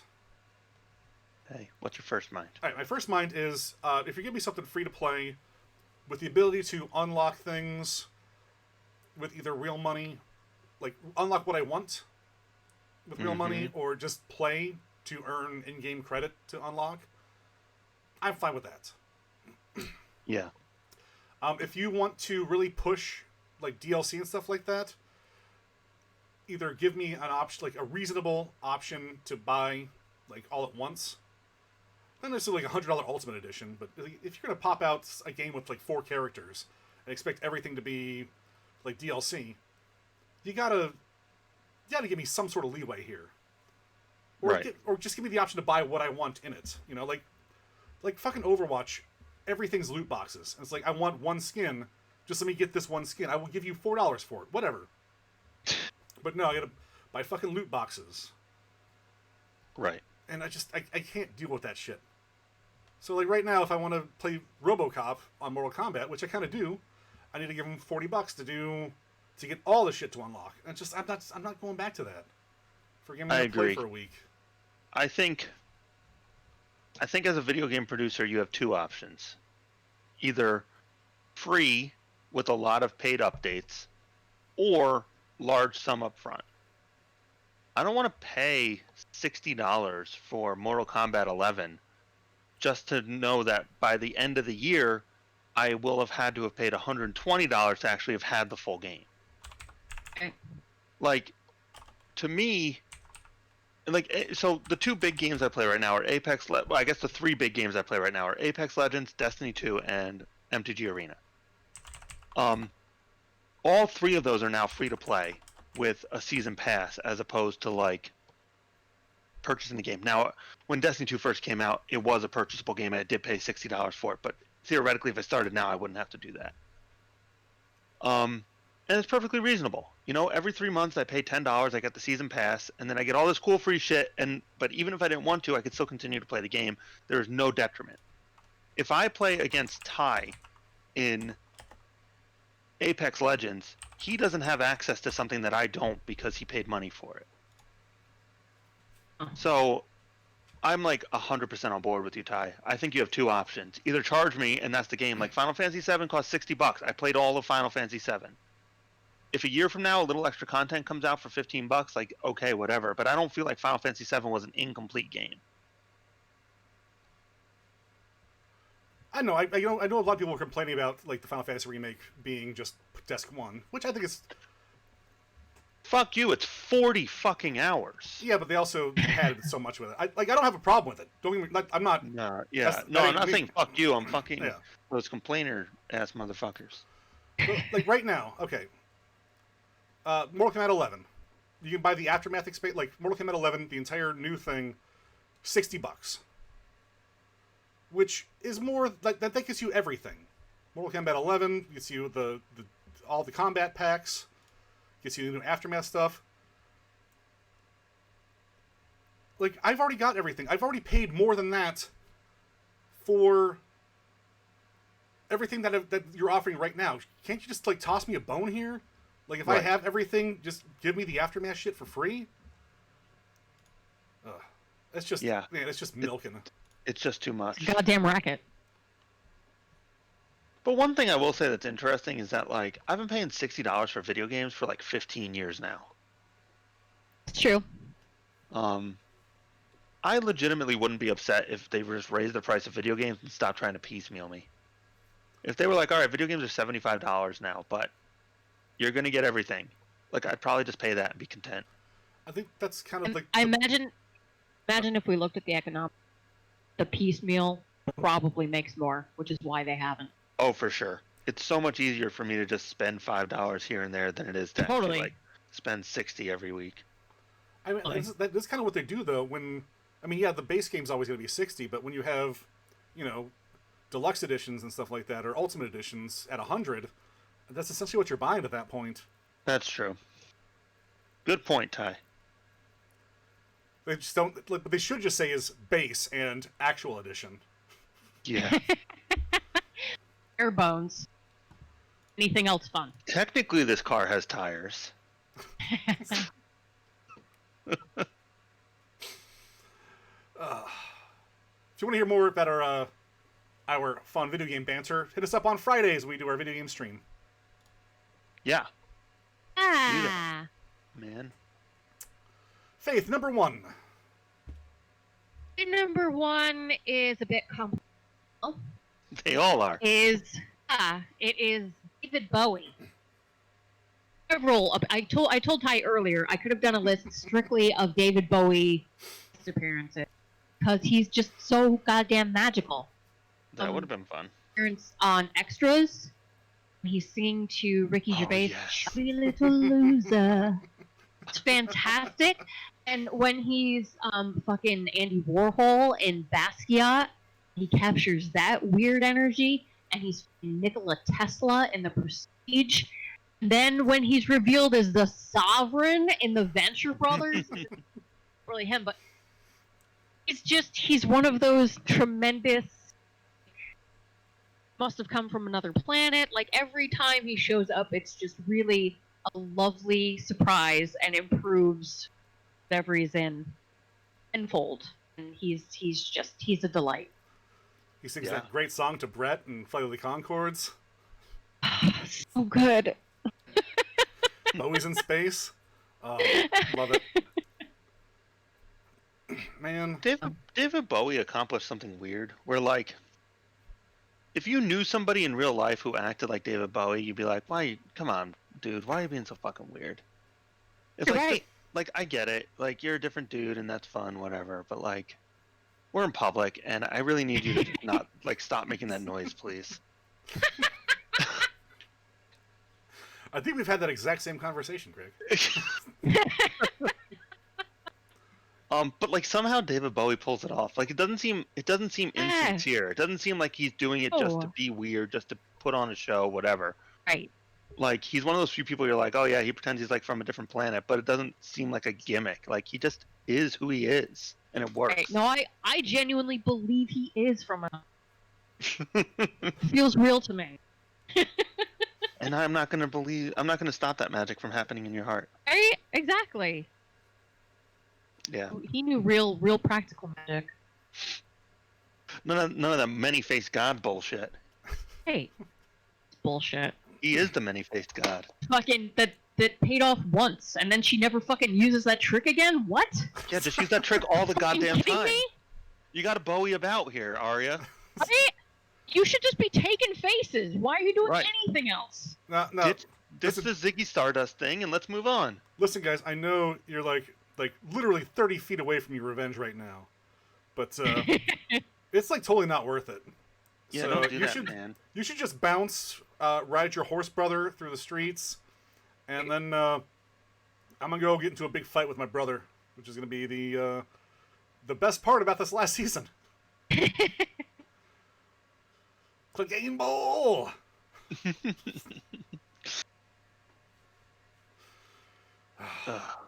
What's your number one? My number one. This is a weird one, but it's legitimately, I think, and Ty was here for this, so he can testify to an extent. I was gonna put this on my my list. I think This is legitimately might be one of the most surprised I've ever been. It was the Sony E3 press conference from 2015. You had to pick Greg off the floor. Yeah, My. truly, I was blown away at this. And like, it's weird to get so hyped for like just blatant advertising. Yeah. But it really was one of those moments where like all those things you talk about with your friends, where it's like, wow, that'd be really cool if they did this, or wow, it'd be really cool if they did that. They were just like, yeah, we're doing all that, man. They just read your dream journal. They truly, it really was one of those moments where, so like, I'll get to the big three. One of them doesn't apply to me, but I understand the excitement of it. But this was like one of those press conferences where even like the little things were interesting. Like everything, literally every single thing they said was fucking exciting.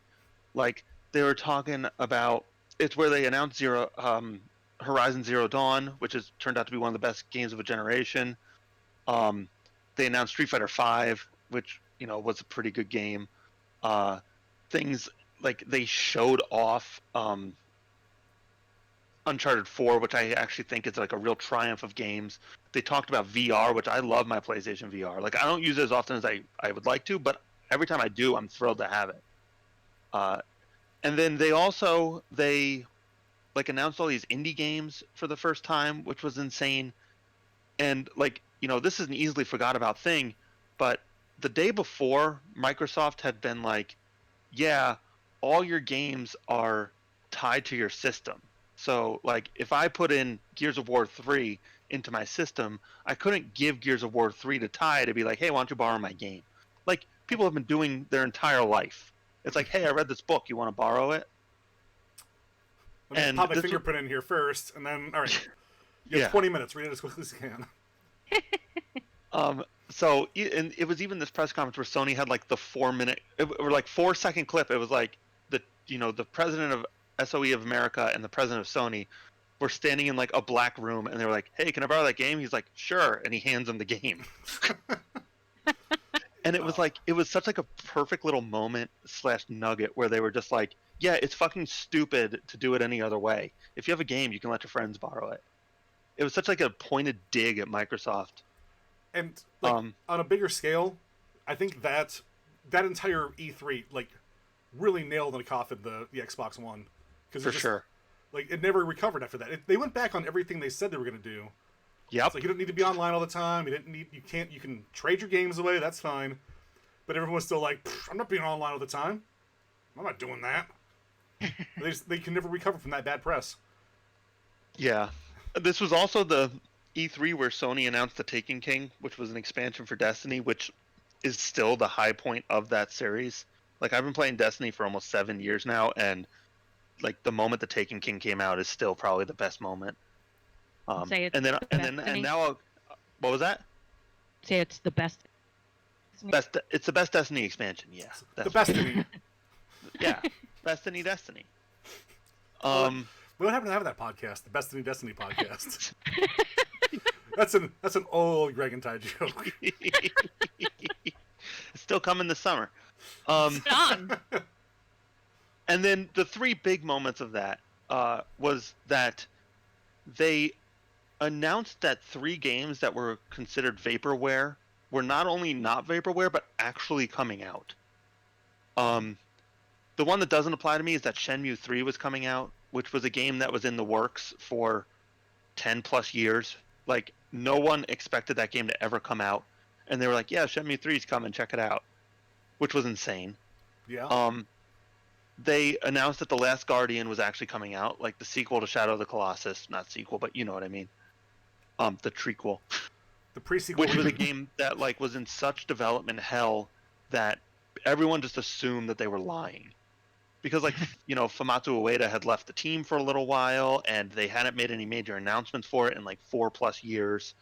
So like everyone was like, all right, this game isn't coming out. Just fucking admit it. And it become a joke. Every year people were like, this is the year this is the year Last Guardian. This is the year.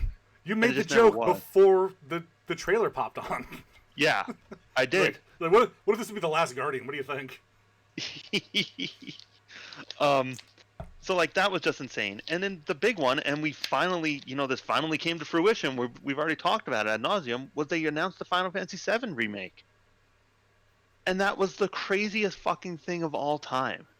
Because even the biggest promoters of that had finally kind of admitted, like, all right, this probably isn't real. Like, we get it. It was just a tech demo. We'll shut up about it. Sorry. And they're like, oh, actually, about that, never mind. Check out this shit. And I literally leapt out of my seat multiple times during that. Oh yeah, it was the most hype I've ever seen Greg. It truly was. Love that. It might be the most hype I ever was. It was insane. They knocked it out of the park. And now I still watch E3 with that like hope in my eyes, and it just is never the same. In fact, it's even gotten predominantly worse every year. No, it's awful now. It was certainly the pinnacle of E3. I have a war of attrition going on my lap right now. My cat is currently trying to cuddle me, and my dog is behind the chair, like whapping my chair with her tail, whining because she cannot be on my lap. Stop having such a desirable lap. No, you need more lap. Yeah, get more lap, Ty. And expand that lap. Jesus Christ, this is a failing of you, not the system. Better. I love how personal that. Yeah. How beautiful that surprise was. I actually have saved a clip of like Easy Allies is like a internet group that I really love. They used to be Game Trailers. They got fired from Game Trailers. They formed their own thing called Easy Allies. They were doing like a watch along of that press conference, and up to that point they'd done something called like they had like a betting thing for things that they thought would be announced at E3, And at the end of the betting thing, each person made a final bet, which was supposed to be like an insane thing, like a thing that could never in a billion years happen. And if you got that right, you basically just won the bet, the whole thing. And one of the two guys said Shenmue 3 announced, and it was so insane that like it, that concept was so insane that was his final bet. Like could never in a billion years happen, but how insane would it be? And I actually have the clip of them watching that E3 press conference when that happens, and to watch the two of them like fall out of their chairs. Like it's not even my own joy. Like I enjoy watching their excitement in that moment. Right. That's that kind of infectious joy. Oh yeah. Yes, I just love it so much. It's never gonna be that good again. I mean, it will never be that good again. I don't know what would have to happen for it to be that good again. They're gonna reboot Game of Thrones. To be completely honest with you, I think Nintendo has it in them to have a press conference that exciting. Like if they come out and it's like new Zelda, new Metroid, Earthbound sequel, like Nintendo has it in them because they have all these properties that are just dying on their vine. We're finally gonna bring Mother 3 and the original Mother to you on the Switch for free in the today. like download. Yeah, today in the download store or on the the SNES emulator, whatever they have. Yeah. So yeah, I definitely think like Nintendo has the capability of doing that, but I definitely don't think anyone else does. Man. Unfortunate. I'm sorry you felt the peak of joy. At least I felt it, right? Better to have loved and lost than never to have loved at all. I suppose that's true. You say. Yeah. So there you go. That's a good one, man. That actually almost made my list. Yeah. Because just watching between me being hype and you being hype, it was just a hype train. And to be completely honest, like the fact that you and I watched it together, like that matters to me. Like I really truly enjoy watching those press conferences with my friends. Oh yeah, we're just feeding off each other doing it. Right. So it's exciting to me, and I miss it. And now everything's on fire. So Sony was supposed to do their E3 press conference on the 4th, and they postponed that. And I'm really fucking bummed because there's a few rumors out there circulating about what they're going to say, and they're all pretty hype. But I don't know. I appreciate I appreciate it both ways. Like, yeah, maybe it's not the best time, but also I think people kind of need something to distract themselves right now. Like I'm not. I could definitely my entire. I should have participated in the beginning of this conversation. Now I'm tacking on what I tried to avoid at the beginning. My entire feed right now, my internet, like my Twitter, my Instagram, my Facebook, what I'm watching on YouTube, what I'm watching on television is all the same thing. Like it's just this like constant barrage of bullshit. And I'm interested and I'm keyed in, like this is relevant stuff to me. But at the same time, like if in between all that I had like 15 minutes where they showed me a teaser for Final Fantasy 16, like I could really fucking use that right now. A reason to live. Yeah, be real nice. Right. A reason to be excited about. No, you're definitely right. Something to look forward to. I love my feed because it's all like political assholes, political good guys, and then what are your real thoughts about the Goofy movie? I got some weird people I follow. It's like, well, actually, I do have some big thoughts about a Goofy movie. Number one, I mean, I didn't know where else to go with that joke. Number one, Goofy movie, am I right, guys? Yeah, Goofy movie. It's a good movie, I do. Do you guys have any honorable mentions? I don't. One, and is Alice Cooper in Wayne's World. That was like the first celebrity cameo that I remember and like really responding to. I thought it was just really funny and weird, and Really clever. I love the way they downplayed him. He's like, just get up, come on, stop doing that. It definitely gave me a whole new perspective on Alice Cooper, who I was afraid of up until that.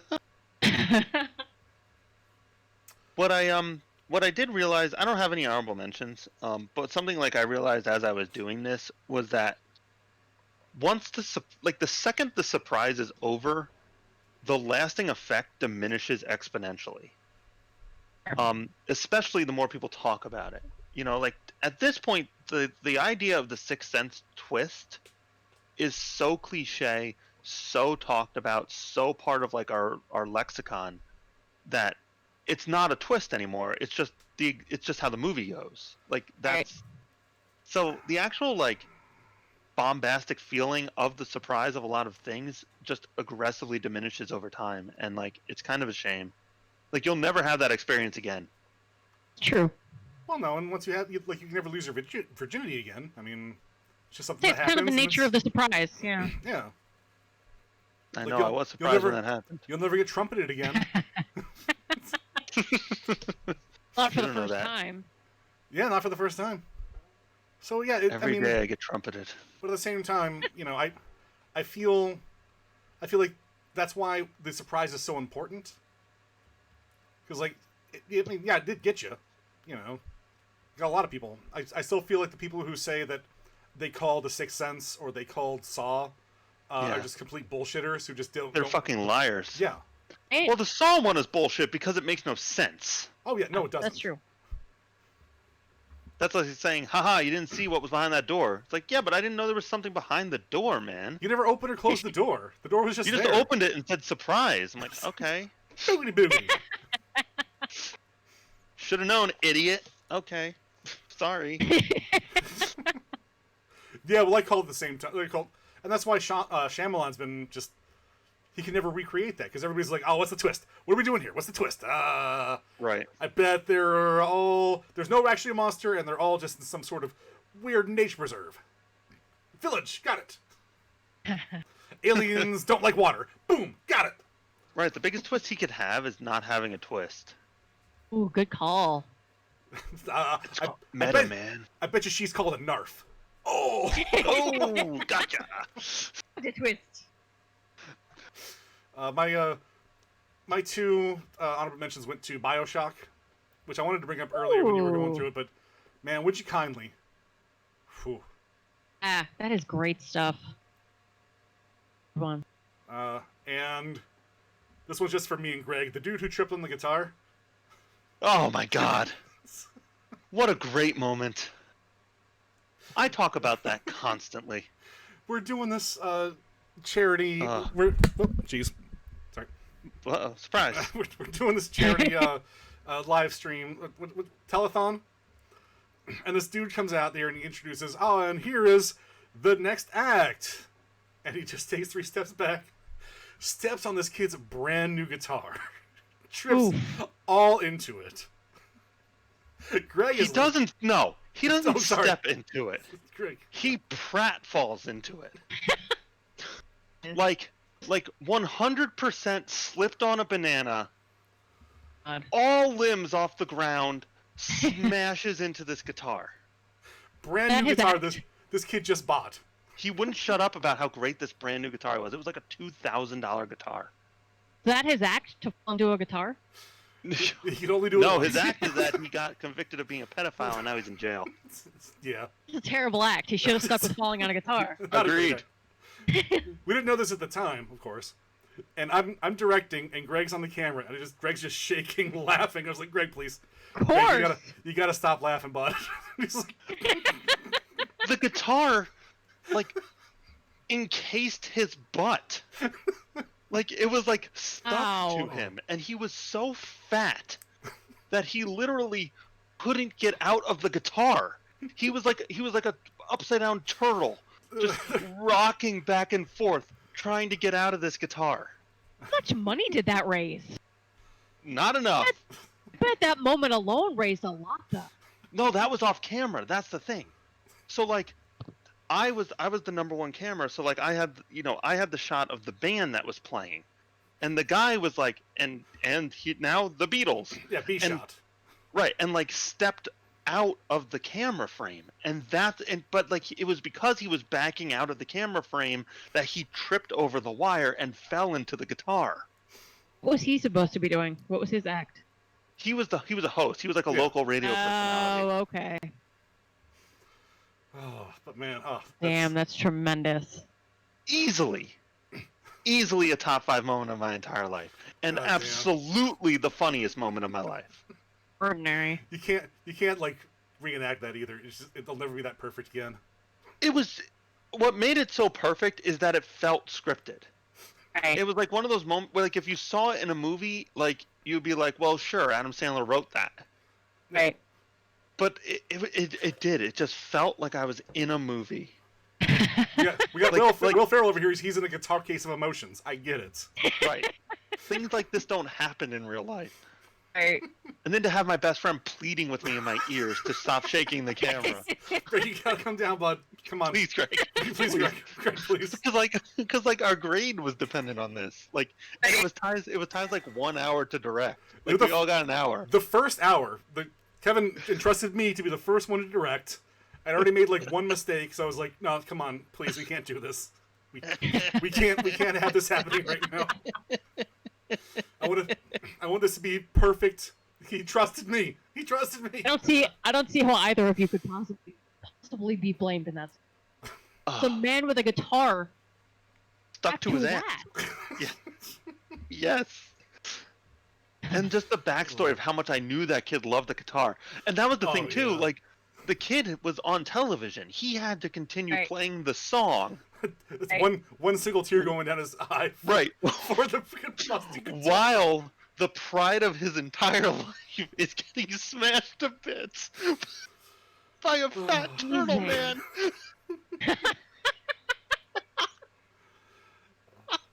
Oh. I'll be right back, guys. Hold on a second. It's great.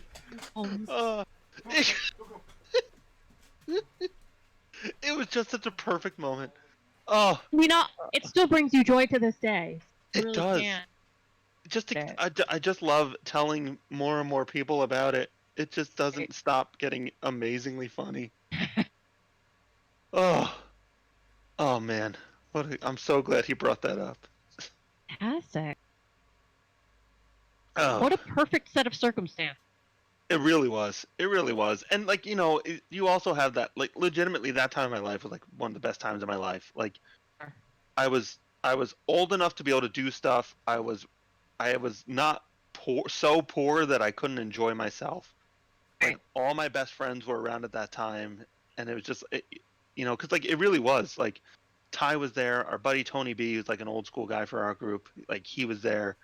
It was just perfect. It was just a perfect coming together of, that might be my best moment of my entire life. It's beautiful. Just watching that guy trip. Oh. I love how much you love that. Yeah, and like I don't like that he's a pedophile, Sure, I don't think anyone's gonna be pro pedophile. But like at the same time, that is certainly an interesting end cap to that story. It definitely takes a weird turn. Yeah. You might say a Shyamalan twist.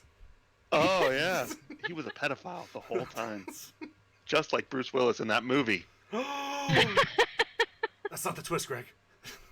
What? He's a dead-ass guy bleeding all over a small boy. How is that not what that movie's about? I see dead people. Yeah, show me your feet. Yeah, I know. I can see through your clothes. You can't get rid of me. I'm a ghost. I feel like that disproves ghosts right there, right? Because if so, there would be like mad pedo ghosts everywhere. You don't know. And yeah, they could be around us right now. Right. They're just not around I guess you we can't see them. Well, yeah. Yeah. It's just like every little boy would be haunted by a pedophile. Well, not everyone, just certain ones. Right, the good-looking ones. Oh, wow, that's so I can't. I'm so sorry. I'm so sorry. That is not a joke. That's not something. He's in a really bad place right now. No, that's Go ahead. forgive him. Greg's died, and this he's been replaced by Greg Lissa. Yeah, I got replaced by a pedo ghost. I'm sorry. It's been Bubba Hotep. We all thought I'm nothing we really could have Avril done. Lavigne. I'm back. Oh. Avril Lavigne replaced Greg, and now Melissa's Avril Lavigne. Knew it. Now Whoa, Greg, it's a real, Greg it's is a real Melissa. Freaky Friday situation going on here. Now that's a Shyamalan. There were 3 of us. There were 3 Gregs the whole time, and they were all Oh. played by pedophile Bruce Willis. Oh boy. You know what, He does Shyamalan? it again. You're Weird. back, baby. Genius. Did not see that coming. Sorry I ever doubted That you. shit right out of the park. Oh, you narfed me real hard on that one, bud. Narf. How stupid. Somebody read that in a script and was like, yeah, okay, that makes sense. Let's film this. M. Night Shyamalan Somebody, wrote that a lot in of the people. script. A lot of people got on board. Paul Giamatti had to be like, "Oh, we got a narf around." Oh, That's Is he- also Jimmy Stewart, apparently. it's kind of the same voice, man. I don't think you're too far off base there. I'm the Rhino in Spider-Man. Oh. You know, Bubba Hotep too. For all Bubba Hotep. This is all just a Bubba Hotep dream. I was in Vertigo.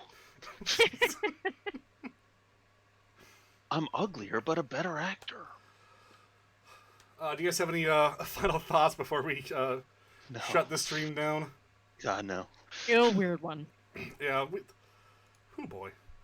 It's been a weird week. Everybody look out for each other. Be good to each other.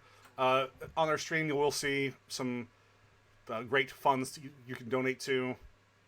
Yeah, please donate. I'm doing everything I can. Be safe out there. Be nice to each other.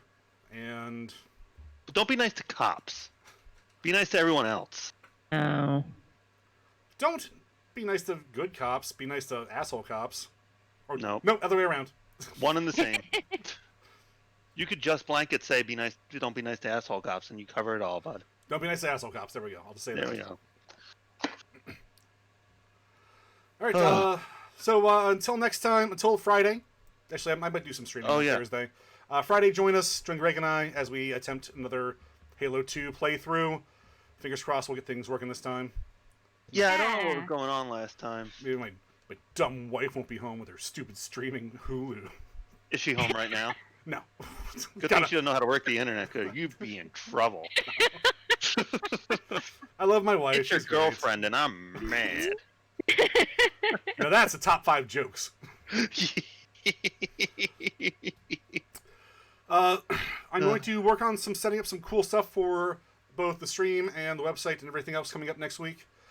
We are working on some new WCWTF stuff. We got Mark on Discord now, so fingers crossed we can start doing some actual WCWT stuff, podcast stuff. I never once thought I'd be excited to talk about wrestling again. So from the Idiots with Mics Dream Team Stream Team cast, I have been your host, the man of 1,004 names, Tyrell Chainsaw. Find me on Twitter at 1,004 names. idiotswithmics.com for all the rest of our stuff. WCWTF Podcast on Twitter. And if you really like what we do, patreon.com/WCWTF Podcast. And I'm Greg. You can find me Every time. 17 on Twitter. I'm Faith, and you can find me at Carly Pilkers. If you guys Hey, have... from now on, why don't you just go first always? I will just remain silent until you're done talking. Because I think it's really funny when we duel. Oh, okay. You guys just I both, can't handle this adversity. you guys just both go at the same time next time. It's always funny. All right, guys. Next week, hit us up if you want to know. Here's our top 5s. Participate in our top 5s. Let us know a top 5 on our Twitch page. We do have a suggestion box. So, until next time, be good to each other.